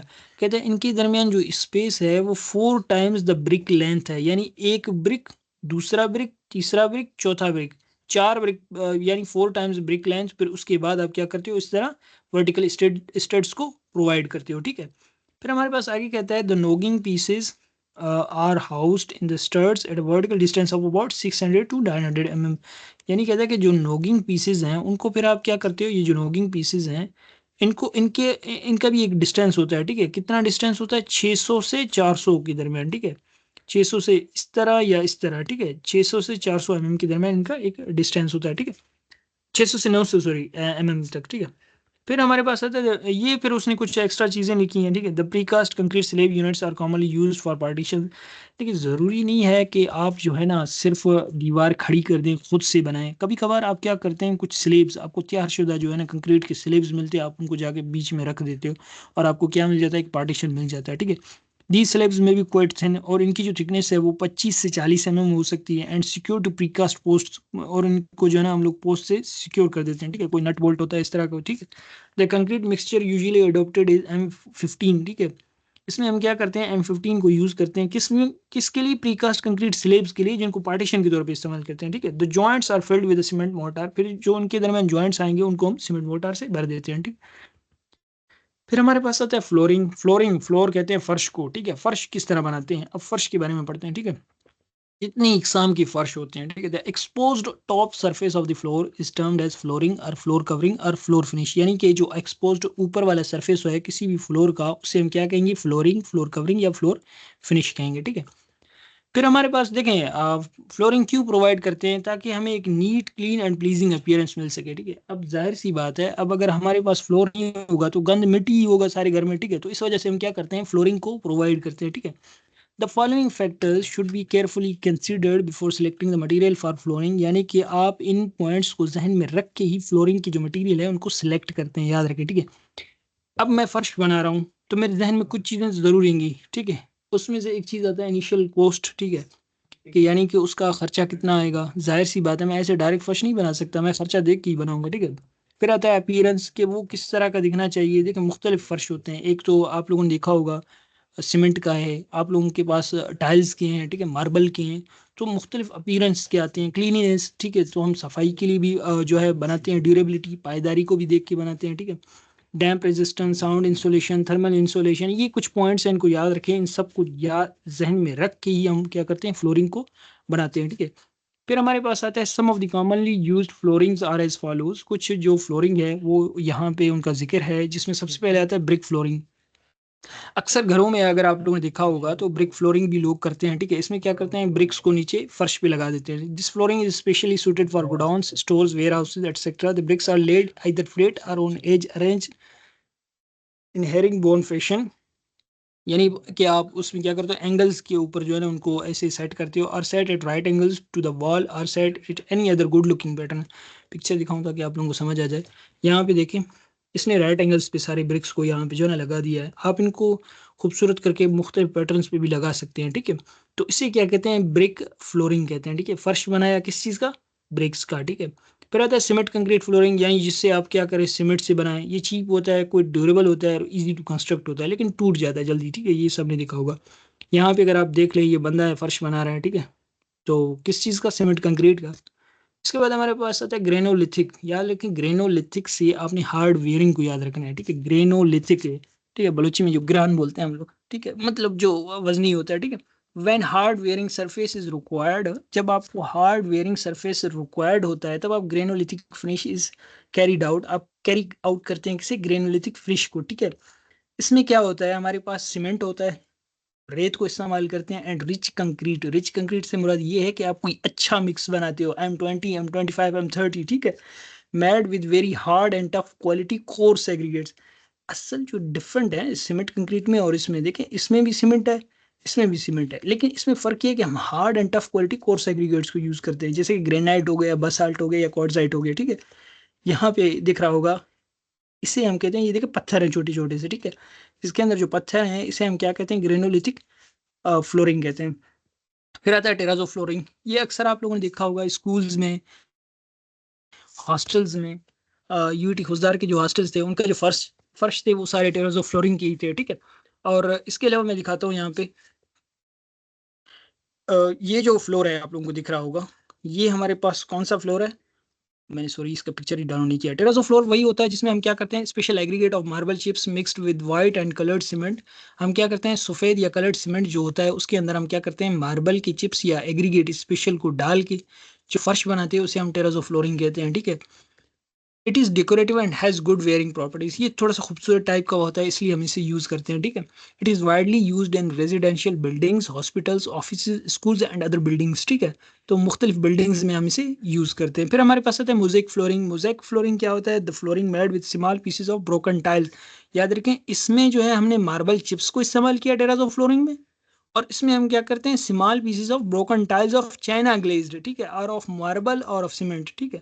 यानी सीमेंट के भी टुकड़े हो सकते हैं, मार्बल के भी हो सकते हैं, ब्रोकन टाइल्स के भी हो सकते हैं, चाइना ग्लेज्ड और ऑफ इन सब के हो सकते हैं, ठीक है। Arranged in different pattern. इसमें याद रखें, मोज़ेक फ्लोरिंग में हम एक पैटर्न देते हैं, टेराजो में हम पैटर्न नहीं देते, मोज़ेक फ्लोरिंग में एक पैटर्न देते हैं। ये दिख रहा होगा यहाँ पे, देखें ये क्या है? छोटे से टुकड़े हैं, ठीक है, टाइल के हैं चाहे जिस चीज़ के भी हैं। क्या किया हमने? एक प्रॉपर एक पैटर्न दिया। तो इस फ्लोरिंग को मैंने किस चीज़ का नाम दिया? मोज़ेक फ्लोरिंग का नाम दिया, ठीक है। फिर आता है टाइल फ्लोरिंग। टाइल फ्लोरिंग तो आप लोगों ने अपने घरों में देखा होगा, मुख्तलिफ जगहों पे देखा होगा, जहाँ पे आप क्या करते हैं? स्क्वायर, हेक्सागोनल या दूसरे शेप के जो हमारे पास सीमेंट कंक्रीट या टेराजो के जो हमारे पास फ्लोर होते हैं, टाइल होते हैं, उनको यूज़ करके हम फ्लोरिंग करते हैं, उसे टाइल फ्लोरिंग कहते हैं, ठीक है। These are available in different sizes and thicknesses. These are commonly used in residential houses etcetera, ठीक है। इनको मुख्तलिफ घरों में, कॉलेजेस में, पब्लिक हॉस्पिटल, स्कूल, इन सब जगहों पर इस्तेमाल करते हैं, ठीक है। फिर आता है मार्बल फ्लोरिंग, जहाँ पे मार्बल को इस्तेमाल करें, ठीक है। ये सुपीरियर होता है, महंगा होता है। बाथरूम्स, किचन्स में जो इस्तेमाल करते हैं या मंदिरों मस्जिदों में इस्तेमाल करते हैं, उसे हम क्या कहते हैं? Marble flooring. ये मैं पिक्चर दिखाता हूँ कि इसमें फ़र्क क्या है। अब ये देखें कितना चमक रहा है, ठीक है। इससे कहते हैं मार्बल फ्लोरिंग। ये जो अक्सर जो मॉडर्न कंस्ट्रक्टेड जो घर होते हैं, वहाँ पे जो इन चीज़ों को लगाते हैं, इसे मार्बल फ्लोरिंग कहते हैं। फ़र्क को देखें, याद रखें, पिक्चर्स को देख के फ़र्क को देखें कि फ़र्क क्या है, कैसे पहचानेंगे आप, ठीक है। ये मार्बल फ्लोरिंग है, ठीक है। असफाल्ट फ्लोरिंग, याद रखें, याद रखें, इसे जो है ना सिर्फ और सिर्फ हम लोग स्विमिंग पूल्स में इस्तेमाल करते हैं और कहीं पे नहीं करते, क्योंकि इसका बेस थोड़ा सा एक शेप होता है, ठीक है। This flooring is not favoured because of bad smell and अगली कलर, ठीक है, ऑफ द असफाल्ट। क्योंकि असफाल्ट इस्तेमाल होता है, असफाल्ट डामर को बोलते हैं, ठीक है। तो उसको अगर आप इस्तेमाल करेंगे तो वो क्या करेगा? वो पूरा काला सा होता है और उसकी वजह से जो फर्श है वो भी इतना कोई अच्छा नहीं बनेगा। इस वजह से हम इसे फेवर नहीं करते, ठीक है। इसके मुख्तलिफ कलर्स आजकल बनाए गए हैं, ठीक है। लेकिन the asphalt flooring is recommended for swimming pools because it is non slippery. Swimming pools में ही हम इसे इस्तेमाल करते हैं। इस टर्म को याद रखिए, स्विमिंग पूल्स में asphalt फ्लोरिंग को यूज़ करते हैं, ठीक है। ये है, ये asphalt फ्लोरिंग है, ठीक है। देखिए एक बेस थोड़ा सा एक कलर है इसका। तो इसके बाद हमारे पास लिनोलियम फ्लोरिंग आता है, ठीक है। पिक्चर से दिखा दूँ, इसमें क्या होता है? It is a covering which is available in rolls and laid directly on concrete or wooden floors. आजकल अगर देखा जाए तो मुख्तलिफ जो है ना आपको फ्लोरिंग मिलते हैं तैयार शुदा, जैसे लिनोलियम प्लास्टिक टाइप की जो है आप लोगों को मिल रहे होते हैं, ठीक है। The linoleum tiles are available which can be fixed or glued to concrete base or wooden floor, ठीक है। ये हमें मिल रहे होते हैं, कालीन की तरह होते हैं, बस लगा के चिपका दो, ठीक है, फ्लोर को। Since it is subjected to rotting when wet or moist for some time, therefore it is not recommended for bathrooms, kitchens, etc. जहाँ पे नमी है, जहाँ पे बारिश है, उस इलाके में आप इसे बिल्कुल भी नहीं लगा सकते। क्यों? क्योंकि ये फिर ख़राब हो जाता है, ठीक है। बाथरूम्स हो गए, किचन्स हो गए, ठीक है, वहाँ पे पानी होता है, तो इस वजह से वहाँ पे भी इसे हम नहीं लगा सकते, ठीक है। प्लास्टिक और पॉलीविनाइल विनाइल क्लोराइड फ्लोरिंग, ये क्या है? इसमें हम प्लास्टिक के जो है पीवीसी मिलते हैं, टाइल्स होते हैं, उन्हें क्या करते हैं आप घरों में या नॉन रेजिडेंशियल बिल्डिंग में, जैसे अस्पताल हो गए, दूसरी तीसरी जगहों पे आप क्या करते हैं? इन्हें इस्तेमाल करते हैं फ्लोरिंग्स को। These tiles are laid on concrete base with an adhesive. इसमें क्या करते हैं आप? कोई ग्लू वगैरह या कुछ भी एल्फी वगैरह कुछ लगा के इनको चिपका देते हैं, ठीक है। The PVC tile flooring is resilient, smooth, good looking and can be easily cleaned. ये साफ जल्दी होते हैं, गुड लुकिंग होते हैं, रेजिलियंट होते हैं। हाउएवर इट इज़ कॉस्टली, ये थोड़े से महंगे होते हैं और जल्दी से डैमेज हो जाते हैं। आग लग गई, थोड़ा सा भी बर्न हो सकते हैं, कलर ख़राब हो सकता है, टेम्परेचर आ गया, बढ़ गया, किसी गर्म इलाके में अगर आपने लगा दिए तो वो फ्लोर जल्दी ख़राब हो जाता है, ठीक है। ये अगर आप देख लें, ये पीवीसी है, ठीक है, ये पीवीसी के हैं, ठीक है। ये दिख रहे हैं बिल्कुल लकड़ी की तरह, लेकिन है पीवीसी के, ठीक है। इस तरह के अक्सर आप लोगों ने देखे भी होंगे। और ये लिनोलियम है। ये क्या है? एक शीट है, बस डायरेक्ट बिछाओ और एल्फी लगा के चिपका दो, ठीक है। फिर आता है हमारे पास स्टेयर्स। स्टेयर क्या होता है हमारे पास? स्टेयर कहते हैं हम सीढ़ियों को, ठीक है। स्टेयर का डेफिनेशन क्या है? A sequence of steps provided to afford the means of ascent and descent, यानी ऊपर चढ़ाई और नीचे चढ़ाई के लिए जो हम प्रोवाइड करते हैं स्टेप्स को बिटवीन द फ्लोर्स और लैंडिंग्स, उससे हम क्या कहते हैं? स्टेयर कहते हैं, ठीक है। The apartment or room of a building in which the stair is located is known as staircase. जहाँ पे स्टेयर लोकेटेड होता है उस जगह को क्या कहते हैं? स्टेयर केस कहते हैं। And the opening or space occupied by the stair is known as stairway, यानी वो जगह जो उसने घेरा होता है उसको फिर हम क्या कहते हैं, स्टेयरवे कहते हैं, ठीक है। The following are the common technical terms used in the connection with the stairs. फिर हमारे पास कुछ टर्म्स हैं, ट्रेड आ गया, ठीक है, राइजर आ जाता है। अब ट्रेड क्या है ये देखें, ट्रेड जहाँ पे आप पाँव रखते हैं ना, इसको हम ट्रेड कहते हैं, ठीक है। ये ट्रेड है, ये ट्रेड है, ये ट्रेड है, ये जो ब्राउन कलर के, ठीक है। और ये जो हिस्सा है इसे हम क्या कहते हैं, ये जो हल्का सा ब्लू टाइप का है, इसे ग्रीन टाइप का पता नहीं ब्लू, ठीक है, तो इसे हम क्या कहते हैं, इसे राइजर कहते हैं, ठीक है। इसको क्या कहते हैं, राइजर कहते हैं। तो यहाँ पे the horizontal upper part of a step on which foot is placed in ascending or descending a stairway is called tread कहते हैं उसे, ठीक है। A vertical portion of a step providing support to the tread is called riser, यानी कि अगर ये जो ट्रेड है इसको ये वर्टिकल पोर्शन क्या कर रहा है, सपोर्ट कर रहा है, तो इसे हम क्या कहेंगे, राइजर कहेंगे। राइजर को हटा दूंगा तो ये नीचे गिर जाएगा, यानी ये इसे क्या कर रहा है, सपोर्ट कर रहा है, ठीक है। फिर हमारे पास आता है flyer, a straight step having a parallel width of trade, यानी कि एक स्टेप जिसका विड्थ क्या हो, ट्रेड के इक्वल हो, उसे हम फ्लायर भी कहते हैं, ठीक है। फ्लाइट क्या है, an unbroken series of steps between two landings, ये मैं पिक्चर में दिखाता हूँ क्या होता है फ्लाइट, ठीक है। अच्छा, यहाँ से लेके यहाँ तक, ये लैंडिंग से पहले तक, इसमें देखें कोई जो है ब्रेक नहीं आ रहा, बीच में कोई लैंडिंग नहीं आ रहा यहाँ पे, तो इस अनब्रोकन जो सीरीज ऑफ स्टेप है इसे हम क्या कहेंगे, कंप्लीटली फ्लाइट कहेंगे। जहाँ पे आप कोई लैंडिंग ना आता हो उसे हम फ्लाइट कहते हैं, ठीक है। फिर हमारे पास आता है लैंडिंग। लैंडिंग क्या है, जहाँ पे आप क्या करते हैं, थोड़ा सा आराम करते हैं। हॉरिजॉन्टल प्लेटफॉर्म ए टॉप और bottom of flight between floors is called landing, यानी कि या तो टॉप पे होगा या बॉटम पे होगा। अगर आप सीढ़ियों पे चढ़ते हैं, अगर आप लोगों ने गौर किया हो, जहाँ से आप चढ़ते हैं उसे भी लैंडिंग कहते हैं, और जहाँ पे आप जाके रुकते हैं उसे भी हम क्या कहते हैं, लैंडिंग कहते हैं, ठीक है। It facilitates change of direction. First कर लिए आप ऊपर गए, फिर से एक और सीढ़ी आ गई, तो वहां पे भी आपको क्या मिलेगा, लैंडिंग मिलेगा। फिर आप दूसरी सीढ़ी पे चढ़ते हैं, ठीक है। डायरेक्शन को चेंज करना हो तब भी आपको क्या मिलता है, लैंडिंग मिल जाता है। And provides an opportunity for taking rest, या अगर आपने रेस्ट करना हो, थक गए हो, तभी आप लैंडिंग को इस्तेमाल करते हैं, ठीक है। फिर आता है राइज। राइज क्या है, vertical distance between two successive trade faces is called rise, ठीक है। ये पिक्चर से दिखा दूं ताकि आप लोगों को समझ आ जाए।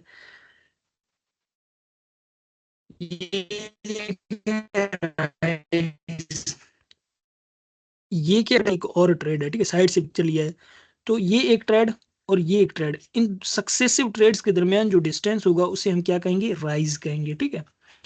गोइंग क्या होता है, ये फिर इसका जो उलट है, ठीक है। गोइंग ये वर्टिकल है तो ये हॉरिजॉन्टल आ जाएगा, तो horizontal distance between two successive rises faces is called going. Picture में दिखा देता हूँ, देखें, एक राइज ये है, एक राइज ये है, इन दोनों के दरमियान जो डिस्टेंस है इसे हम क्या कहेंगे, गोइंग कहेंगे। क्लियर है यहाँ तक। फिर आता है नोजिंग। नोजिंग क्या होता है, अक्सर आप लोगों ने देखा होगा कि हमारे पास जो सीढ़ी होती है ना, इसमें अगर आप गौर करें, ये थोड़ा सा हिस्सा जो है इसका, ये जो ब्रोन है थोड़ा सा आगे बढ़ा हुआ, थोड़ा सा एक हिस्सा होता है जिसे इसने किस चीज़ का नाम दिया होता है, नोजिंग का नाम दिया होता है, ठीक है। इसको क्या कहते हैं, नोजिंग कहते हैं। ये ऊपर वाला ट्रेड, ये राइजर, ये जो थोड़ा सा बड़ा हुआ हिस्सा है उसको हम क्या कहते हैं, नोजिंग कहते हैं, ठीक है।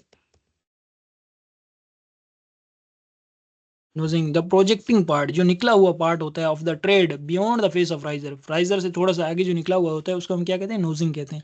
फिर आता है स्कोटिया, ठीक है। ये क्या होता है, a moulding provided under the nosing to beautify the elevation of a step and to provide strength to nosing is called scotia या स्कोशिया है, ठीक है। इस चीज़ को मैं दिखा देता हूँ एक बार, ये देखें। फर्स्ट के लिए ये आपका क्या है, ट्रेड है, यहाँ पे आप पाँव रखते हैं, ठीक है, इस पे पाँव रखते हैं, ठीक है। इसके ये जो आगे बढ़ा हुआ हिस्सा होता है इसको नोजिंग कहते हैं, और इसके नीचे जो खूबसूरती के लिए इस तरह का या किसी भी शेप का एक शेप होता है उसको हम क्या कहते हैं, स्कोटिया या स्कोशिया, ठीक है, कहते हैं, ठीक है। फिर हमारे पास आता है soffit. The under surface of A stair is called soffit, ठीक है। ये हमारे पास क्या होता है, जो निचला हिस्सा है, इसका जो निचला हिस्सा, ये सीढ़ी है, सीढ़ी का निचला हिस्से को हम क्या कहेंगे, सॉफिट कहेंगे, ठीक है। यहाँ से इसका जो निचला हिस्सा है इसको हम क्या कहेंगे, सॉफिट कहेंगे, ठीक है।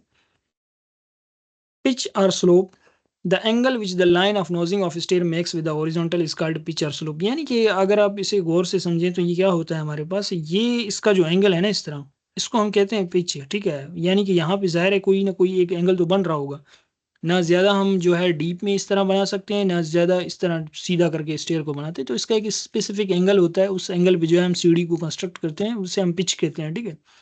स्ट्रिंग्स आर स्ट्रिंजर्स, ठीक है। The sloping members which support the steps in stair are called strings or stringers, ठीक है। ये क्या होता है हमारे पास, ये मैं पिक्चर से दिखा दूं ताकि आप लोगों को समझ आ जाए कि ये क्या होता है। अगर गौर से देखें, ये एक लकड़ी है, ठीक है। ये क्या कर रहा है, स्टेप्स को सपोर्ट कर रहा है। ये जो भी पार्ट है यहाँ पे, इसको हम क्या कहेंगे, स्ट्रिंग या स्ट्रिंजर कह देंगे। स्ट्रिंगर है या स्ट्रिंजर है, ठीक है। इस चीज को हम ये कहते हैं। Sloping members which support the steps in stair are called strings or stringer, ठीक है। तो ये इसको सपोर्ट कर रहा है, ठीक है। ये है, अगर मैं यहाँ पे गौर से देखिए, ये जो ब्राउन कलर का है, ये सबको दिख रहा होगा। इसको हम क्या कहते हैं, स्ट्रिंग या स्ट्रिंगर कहेंगे, ठीक है। फिर हमारे पास आता है ब्लस्टर। ब्लस्टर क्या होता है, the vertical member of wooden or metal to support the handrail. ये क्या करता है, ये जो हैंडरेल है, ये यहाँ पे आप अपना हाथ रखते हैं, इसे हैंडरेल कहते हैं, ठीक है। इसको सपोर्ट कौन कर रहा है, इसको हम कहते हैं ब्लस्टर। ये जो आप लोगों को वर्टिकल दिख रहे हैं ना, इनको हम लोग क्या कहते हैं, ब्लस्टर कहते हैं। ये ब्लस्टर है जो इस हैंडरेल को क्या कर रहा है, सपोर्ट कर रहा है। ये लकड़ी का भी हो सकता है, ये मेटल का भी हो सकता है, ठीक है। फिर हमारे पास आता है ब्लस्ट्रेड, यानी इन दोनों को मिला के, यानी कि ब्लस्टर को और हैंडरेल को दोनों को मिला के हम कंबाइनली क्या कहते हैं, ब्लस्ट्रेड कहते हैं, ठीक है। Baluster, the combined framework of handrail and baluster is known as balustrade. फिर आता है हैंडरेल, जहाँ पे आप हाथ रखते हैं। द हॉरिजॉन्टल और inclined support provided eight A convenient height is called handrail. फिर हमारे पास नेवल पोस्ट आता है। नेवल पोस्ट क्या होता है, मैं पिक्चर में दिखा दूँ आप लोगों को। नेवल पोस्ट क्या होता है,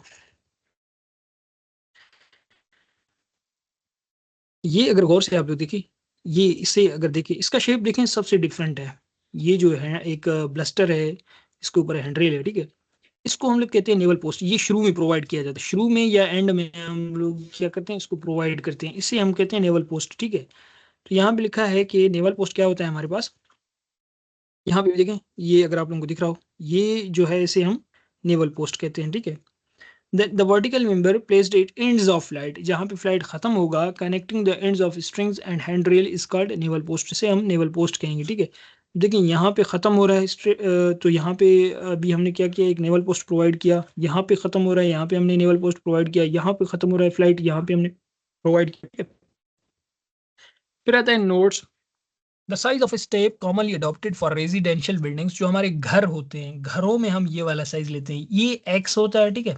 एक्स एक्सिस जहाँ पे यानी पाँव रखते हैं, ये 250 mm का होना चाहिए। और राइज जो है इसका 160 mm होना चाहिए, ठीक है। इन हॉस्पिटल्स एटसेट्रा, ठीक है। अच्छा, ये जो है ना, ये इन हॉस्पिटल्स, ये असल में इसका पॉइंट है, ठीक है। In hospitals the comfortable step of a step is 300, यानी कि इसका जो जहाँ पे पाँव रखते हैं वो 300 mm का होना चाहिए। और राइज जो है वो 100 mm होना चाहिए। अब गौर से अगर आप देखें, ये 160 है। जो घर में जो हम लोग स्टेयर्स बनाते हैं, तो उसका जो राइज है थोड़ा सा ज्यादा रखते हैं, ठीक है। लेकिन हॉस्पिटल्स, अगर शॉपिंग सेंटर में आप जाते हैं, वहां पे जो राइज है उसको छोटा रखा जाता है। इसका रीजन ये है कि हॉस्पिटल हो चाहे हमारे पास शॉपिंग मॉल्स हो, वहां पे बच्चे भी होते हैं। तो बच्चे जो है ना, बड़े पैर नहीं रख सकते, तो वो थक जाते हैं। इस वजह से वो क्या करते हैं, जो राइजर है उसको थोड़ा सा छोटा करके रखते हैं। अक्सर आप शॉपिंग मॉल्स में जाएंगे, आप लोगों को इसी तरह मिलेगा, ठीक है। चाहे पाकिस्तान हो, जहाँ पे भी आप जाएं, ठीक है। और जो उनका राइजर है वो छोटा सा होता है।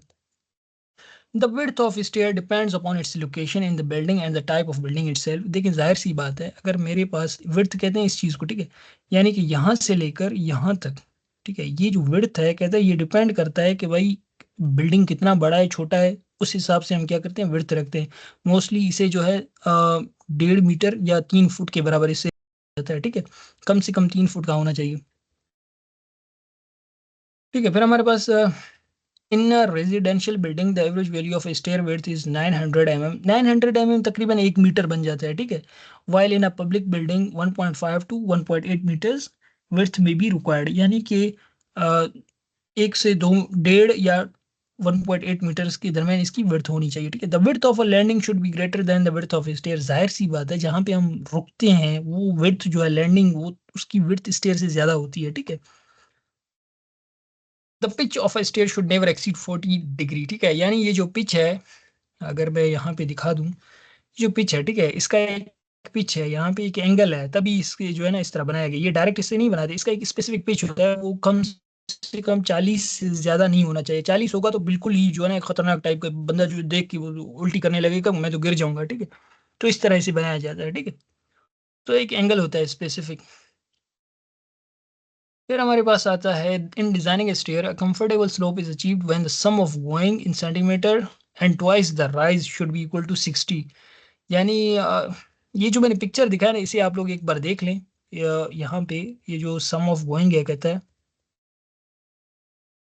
ये, ठीक है। इसे देख के आप लोग इस चीज को देख ले, कहता है कि ये जो सम ऑफ गोइंग है वो राइस के कितने होना चाहिए, ट्वाइस द राइस, यानी ये ट्वाइस होना चाहिए, यानी इस राइस को भी मिलाओ इस राइस को भी मिलाओ, तब क्या मिले आपको, एक गोइंग मिले, और वो किसके इक्वल हो, 60 के। तो उसे हम क्या कहेंगे, कहाँ चला गया, ठीक है, should be equal to 60 approximately. इसी तरह नीचे भी यही लिखा है कि product of going in centimetre and rise in centimetre should be equal to 400। तो ये बुक में और इंडिया विक्स में थोड़ा सा मिस्टेक भी है, तो इनको आप लोग जब प्रैक्टिस करेंगे आप लोगों को ये दिख जाएगा, ठीक है। तो the clear distance between the tread and soffit of the flat immediate above it should not be less than 2 metres. कहता है कि जो ट्रेड है जहाँ पे पाँव रखते हैं और जो सॉफेट है नीचे वाला हिस्सा है उसका, of a flight immediately above it should not be less than 2 metres, 2 metre से कम नहीं होना चाहिए, ठीक है। An open naval stair consists of two or more straight flights arranged in such a manner that a clear space occurs between the backward and forward flights। ये छोटे छोटे बड़े बड़े पॉइंट हैं, इस तरह के पेपर में नहीं आते हैं, ठीक है। इस तरह के छोटे छोटे पॉइंट्स को याद रखें, ये फालतू है, ठीक है। In wooden stairs the thickness of a tread is adopted as 38 mm। इसका मतलब क्या है, इसका मतलब समझिए गौर से, ठीक है। इसका मतलब ये है कि आपका जो ट्रेड है जहाँ पे आप पाँव रखते हैं, ठीक है, एक तो पिक्चर्स की कमी है, ये जो ट्रेड है, ठीक है, ये ट्रेड है ना, इसकी भी अपनी एक थिकनेस है, ठीक है। ये जो थिकनेस है यहाँ से यहाँ तक, ये जो थिकनेस है इसको क्या होना चाहिए, 38 mm होना चाहिए इन केस ऑफ वुडन, ठीक है। वुडन मेंबर्स में इसका जो थिकनेस है वो कितना होना चाहिए, 38 mm होना चाहिए, ठीक है। फिर हमारे पास आगे आता है आर्चिज, ठीक है। अब ये भी खत्म हो गया, अब आखिरी टॉपिक है, इसके बाद हम वाइंड अप करेंगे और फिर आगे कल पढ़ेंगे इंशाल्लाह। आर्च क्या होता है, arch is a structure constructed to span across an opening, यानी कि आप इसे एक ओपनिंग के तौर पे जब आप इसे इस्तेमाल करते हैं उसे हम क्या कहते हैं, आर्च कहते हैं, ठीक है। आर्च अक्सर आप लोगों ने देखा होगा, मैं पिक्चर दिखा दूं, ये जो ओल्डन स्ट्रक्चर्स थे उनमें तो आप लोगों ने बहुत देखा होगा, अक्सर बाकी भी जगहों पे इस्तेमाल होते हैं, ठीक है। तो घरों में भी इस्तेमाल करते हैं इसे, ठीक है, खूबसूरती के लिए, तो ये इसे आर्च कहते हैं, ठीक है। It generally consist of small wedge units which are join together with mortar. इसमें हम लोग वेज शेप के यूनिट्स को इस्तेमाल करके मोर्टार के साथ जो है जोड़ देते हैं और हमें क्या मिलता है, आर्च मिलता है, ठीक है। The important technical terms used in arch work are is follows. ये पिक्चर देखेंगे तब आपको समझ आएगा, ठीक है। इंट्राडोस है, सॉफिट है, ठीक है। अब मैं दिखाता हूँ कि ये क्या होता है। इंट्राडोस और सॉफिट को समझते हैं, ठीक है। ये अगर आप गौर से देखें, ये जो अंदर वाला पोर्शन है ना, ये जो नीचे वाला कर्व है, कर्व को क्या बोलते हैं, नीचे वाले कर्व को, उसे हम कहते हैं इंट्राडोस, ठीक है। उसे हम क्या कहते हैं, इंट्राडोस, कर्व को इंट्राडोस कहते हैं। और ये जो सरफेस है नीचे वाला, इसे हम क्या कहते हैं, इसे हम कहते हैं सॉफिट, ठीक है। इसे हम क्या कहते हैं, सॉफिट। यहाँ पे अगर गौर से देखें, it is the inner curve of an arch, it is the inner surface of an arch. देखिए यहाँ पे इनर कर्व इस्तेमाल हुआ है इंट्राडोस में, और यहाँ पे इनर सरफेस, लेकिन है दोनों एक ही चीज। Sometimes intrados and soffit are used synonymously, ठीक है, हम सिनोनिम्स के तौर पर भी इस्तेमाल कर सकते हैं, यानी दोनों एक ही चीज है। फिर हमारे पास आता है एक्स्ट्राडोस, यानी कि एक इंट्राडोस है तो उसका ऊपर वाला कर्व क्या होगा, एक्स्ट्राडोस हो जाएगा, ठीक है। ये मैं दिखा दूं ताकि पिक्चर आप लोगों को समझ आ सके। ये अगर इंट्राडोस है तो ये ऊपर वाला क्या बन जाएगा, हमारे पास एक्स्ट्राडोस बन जाएगा, ठीक है। ऊपर वाले हिस्से को हम क्या कहेंगे, एक्स्ट्राडोस, इस तरह कर्व जो शेप है। फिर आता है वॉइस, वॉइसर्स या वॉइसर्स जो भी है, दीज आर वे shape units of masonry forming an arch. यानी कि अगर मैं यहाँ पे दिखा दूं, इनका शेप आप लोग देखें, ये वेज शेप इनको कहा जाता है, ठीक है। ये हो गया, ये हो गया, ये जो इन शेप्स को वॉइसर्स बोलते हैं, ठीक है। वॉइसर्स है, वॉइसर है, जो भी है, ठीक है, वॉइसर्स कहते हैं, ठीक है। वेज शेप के होते हैं। फिर आता है क्राउन। क्राउन क्या है, it is the highest point of extrados. ये बाहर वाला पोर्शन है, इसको एक्स्ट्राडोस कहते हैं। और इसका जो बिल्कुल टॉप वाला पोर्शन होगा, इसे हम क्या कहेंगे, यहाँ पे ये जो टॉप पोर्शन है इसे हम कहेंगे क्राउन। क्राउन के ऊपर जो होता है उसे हम की स्टोन कहते हैं। खैर इस पिक्चर में ये देखें, अगर आप लोग गौर से दिख रहा हो, ये क्राउन है, ठीक है, यहाँ पे इसने मेंशन किया है ये क्राउन है। और इसके ऊपर वाला जो पोर्शन है उसको इसने किस चीज का नाम दिया है, की स्टोन का नाम दिया है, ठीक है, हाईएस्ट पॉइंट ऑफ एक्स्ट्राडोस, ठीक है। स्क्यू बैक क्या होता है? इट इज इंक्लाइंड और split surface on the abutment on which the arch rest. ये पिक्चर दिखा देता हूँ, ये आर्च है, ये अबटमेंट, अबटमेंट इस कॉलम को कह रहा है, ठीक है, जहाँ पे रेस्ट कर रहा है। ये जो पॉइंट है जहाँ पे रेस्ट कर रहा है आर्च, इसको हम क्या कहते हैं? स्क्यू बैक कहते हैं, ठीक है। फिर अबटमेंट आता है, it is the part of the wall on which the arch rest, जहाँ पे आर्च रेस्ट करता है उससे हम क्या कहते हैं, या एंड सपोर्ट जिसे कह सकते हैं, उसे हम अबटमेंट कहते हैं। की स्टोन क्या है? It is the wedge shaped unit at the crown of an arch, यानी कि ये वेज शेप का जो एक टुकड़ा होता है जो क्या करता है? रेस्ट करता है क्राउन के ऊपर, ठीक है। फिर स्प्रेंजर आता है, it is the voussoir next to skewback, ठीक है, यानी कि यहाँ पे अगर स्क्यू बैक है, ठीक है, ये स्क्यू बैक है, इसके बाद जो ये वेज शेप का एक वॉइसर यूज हुआ है, इसे हम क्या कहेंगे? इसे हम क्या कहेंगे? स्प्रिंजर कहेंगे, ठीक है। स्प्रिंजर है, स्प्रिंगर है, ठीक है। द स्प्रिंजिंग लाइन जो है, it is an imaginary line joining the lowest part of springers, यानी ये कह रहा है कि अगर ये भी स्प्रिंजर है, ये भी स्प्रिंजर है, इनके लोएस्ट पार्ट को जो लाइन मिलाएगा उसे हम क्या कहेंगे? स्प्रिंजिंग लाइन कहेंगे, ठीक है। फिर हमारे पास आता है हाउंच। ये आर्च वो टॉपिक है, याद रखिए, जिसमें सबसे ज्यादा बीपीएससी में क्वेश्चंस पूछे जा चुके हैं, ठीक है, सबसे ज्यादा। अगर आप अभी का पेपर भी उठाएं उसमें आपको एक सवाल जरूर मिलेगा, B&R का जो पेपर है, ठीक है। हाउंच क्या होता है? ये पिक्चर से समझ आएगा आप लोगों को। हाउंच कहते हैं कि यानी कि यहाँ से, यानी कि स्क्यू बैक से लेके ये जो की स्टोन है इस हिस्से तक, यानी ये वाला जो पोर्शन है इसे हम क्या कहते हैं? हाउंच कहते हैं। इसी तरह ये वाला जो पोर्शन होगा उसे भी हम क्या कहेंगे? हाउंच कहेंगे, ठीक है। तो हाउंच क्या है? It is the bottom portion of an arch between the skew back and the crown, यानी नीचे से स्क्यू बैक से लेके क्राउन तक का जो पोर्शन होगा उसे हम हाउंच कहेंगे। स्पैन क्या है? डिस्टेंस को कहते हैं, clear distance between the supports. फिर पियर आता है, यानी कि अगर एक से ज्यादा हमारे पास आ जाते इस तरह कुछ, मैं ताकि आप लोगों को समझ आ सके। अगर फर्ज कर लिए एक ही सपोर्ट होता है यहाँ पे, ठीक है, और ये दो आर्च होते, तो ये मेरे पास अबटमेंट होता, ये बीच वाला मेरे पास क्या हो जाता? एक पियर बन जाता, ठीक है, जो दोनों को सपोर्ट कर रहा है, और ये भी मेरे पास क्या बन जाता? अबटमेंट बन जाता, ठीक है।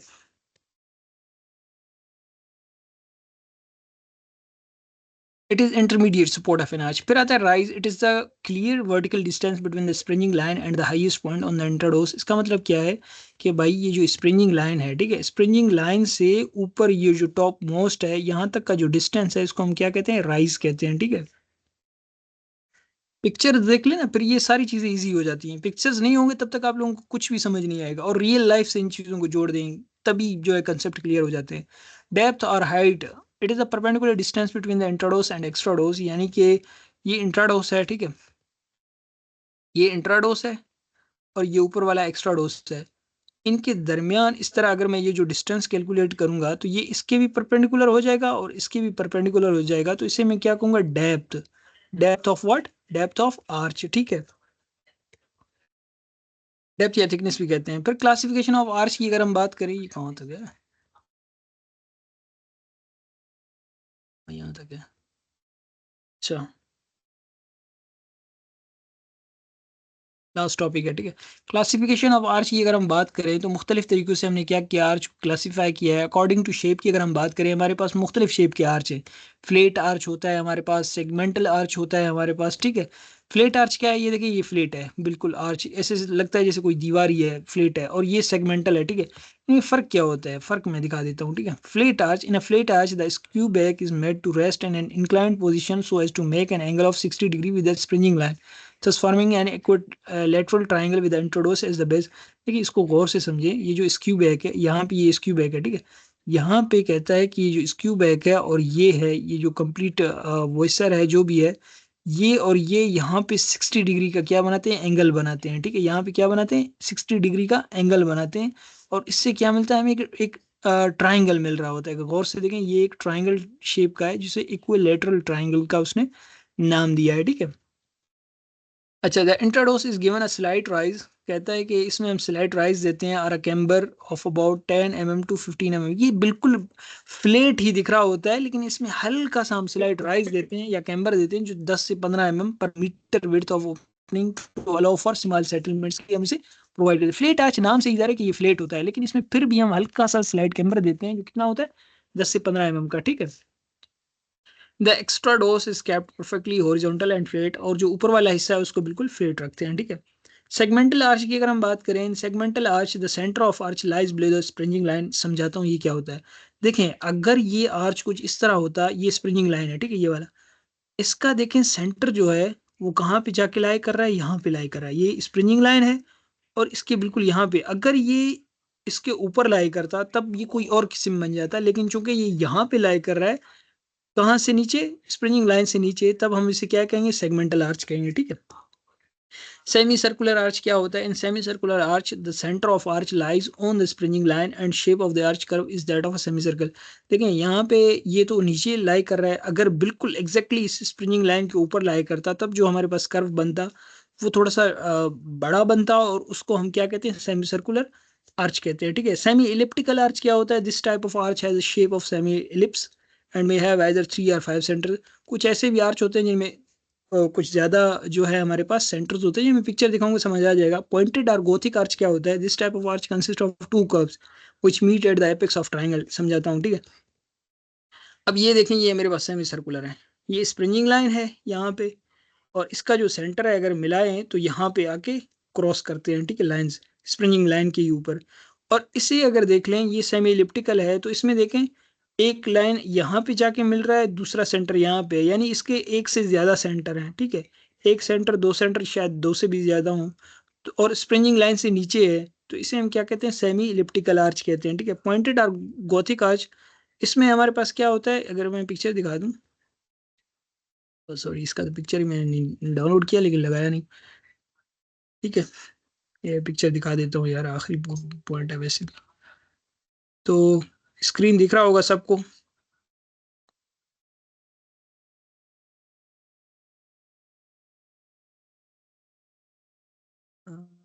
ये आ गया, ठीक है, ये अगर आप लोगों को दिख रहा हो, ठीक है, पिक्चर दिख रहा है सबको, ठीक है। यहाँ पे अगर दो देख लें, ये देखिए, ये जो हमारे पास शेप होता है ना इस तरह का, जो खिड़कियों में अक्सर लगाते हैं, ठीक है, ओल्ड स्ट्रक्चर्स में, इसे हम लोग क्या कहते हैं, इसे हम कहते हैं पॉइंटेड और गोथिक आर्च, ठीक है। ये पॉइंटेड है, देखिए पॉइंट की तरह है, बिल्कुल एक शेप, देखें बिल्कुल ऐसे लगता है जैसे पॉइंट है यहाँ पे, ठीक है। और इसे अगर मैं यहाँ से कट कर दूं, ठीक है, तो मेरे पास स्प्रिंजिंग लाइन ये है, ठीक है, यहाँ पे स्प्रिंजिंग लाइन है, अगर मैं इसे कट कर दूं इस तरह, तो दो ट्राइंगल्स बनते हैं, एक ये वाला हिस्सा ट्राइंगल बनता है और एक ये वाला हिस्सा मेरे पास ट्राइंगल बन जाता है, ठीक है। तो इसी तरह मेरे पास क्या है, पॉइंटेड और गोथिक आर्च बन जाता है। एक कोई लेटरल और आइसोसेलेस, ठीक है, हमारे पास ट्राइंगल बन जाता है। The latter type is known as lancet arch, जिसका जिक्र नहीं है, ठीक है, आखिरी टाइप है। The classification according to number of centres, centre के हिसाब से अगर देखा जाए तो हमारे पास एक सेंटर वाली भी होते हैं, जैसे कि आपने अगर देखा हो, ये जो सेमी, इसका देखें, इसका एक ही था, इसका एक ही जो है हमारे पास सेंटर था इसका एक ही था, और इसके देखिए सेंटर ज्यादा है, एक सेंटर, दो सेंटर, तीन सेंटर, चार सेंटर, ठीक है। तो 5 सेंटर तक हमारे पास क्या होते हैं 2 सेंटर्ड होता है, 3, 4 एंड 5 सेंटर्ड आर्च होते हैं। थैंक यू सो मच, बाकी कल पढ़ेंगे इंशाल्लाह, अगर किसी का कोई क्वेश्चन है पूछ सकता है, नहीं तो वाइंड अप करते हैं। आज का लेक्चर थोड़ा सा बड़ा था और इम्पोर्टेंट भी था, और अक्सर इसमें से जो है क्वेश्चंस भी बनते हैं, तो इसे कोशिश करें अच्छे से पढ़ें, प्रैक्टिस करें। अगर किसी का कोई क्वेश्चन है तो पूछ सकता है मुझसे, नहीं तो ख़त्म कर लेते हैं।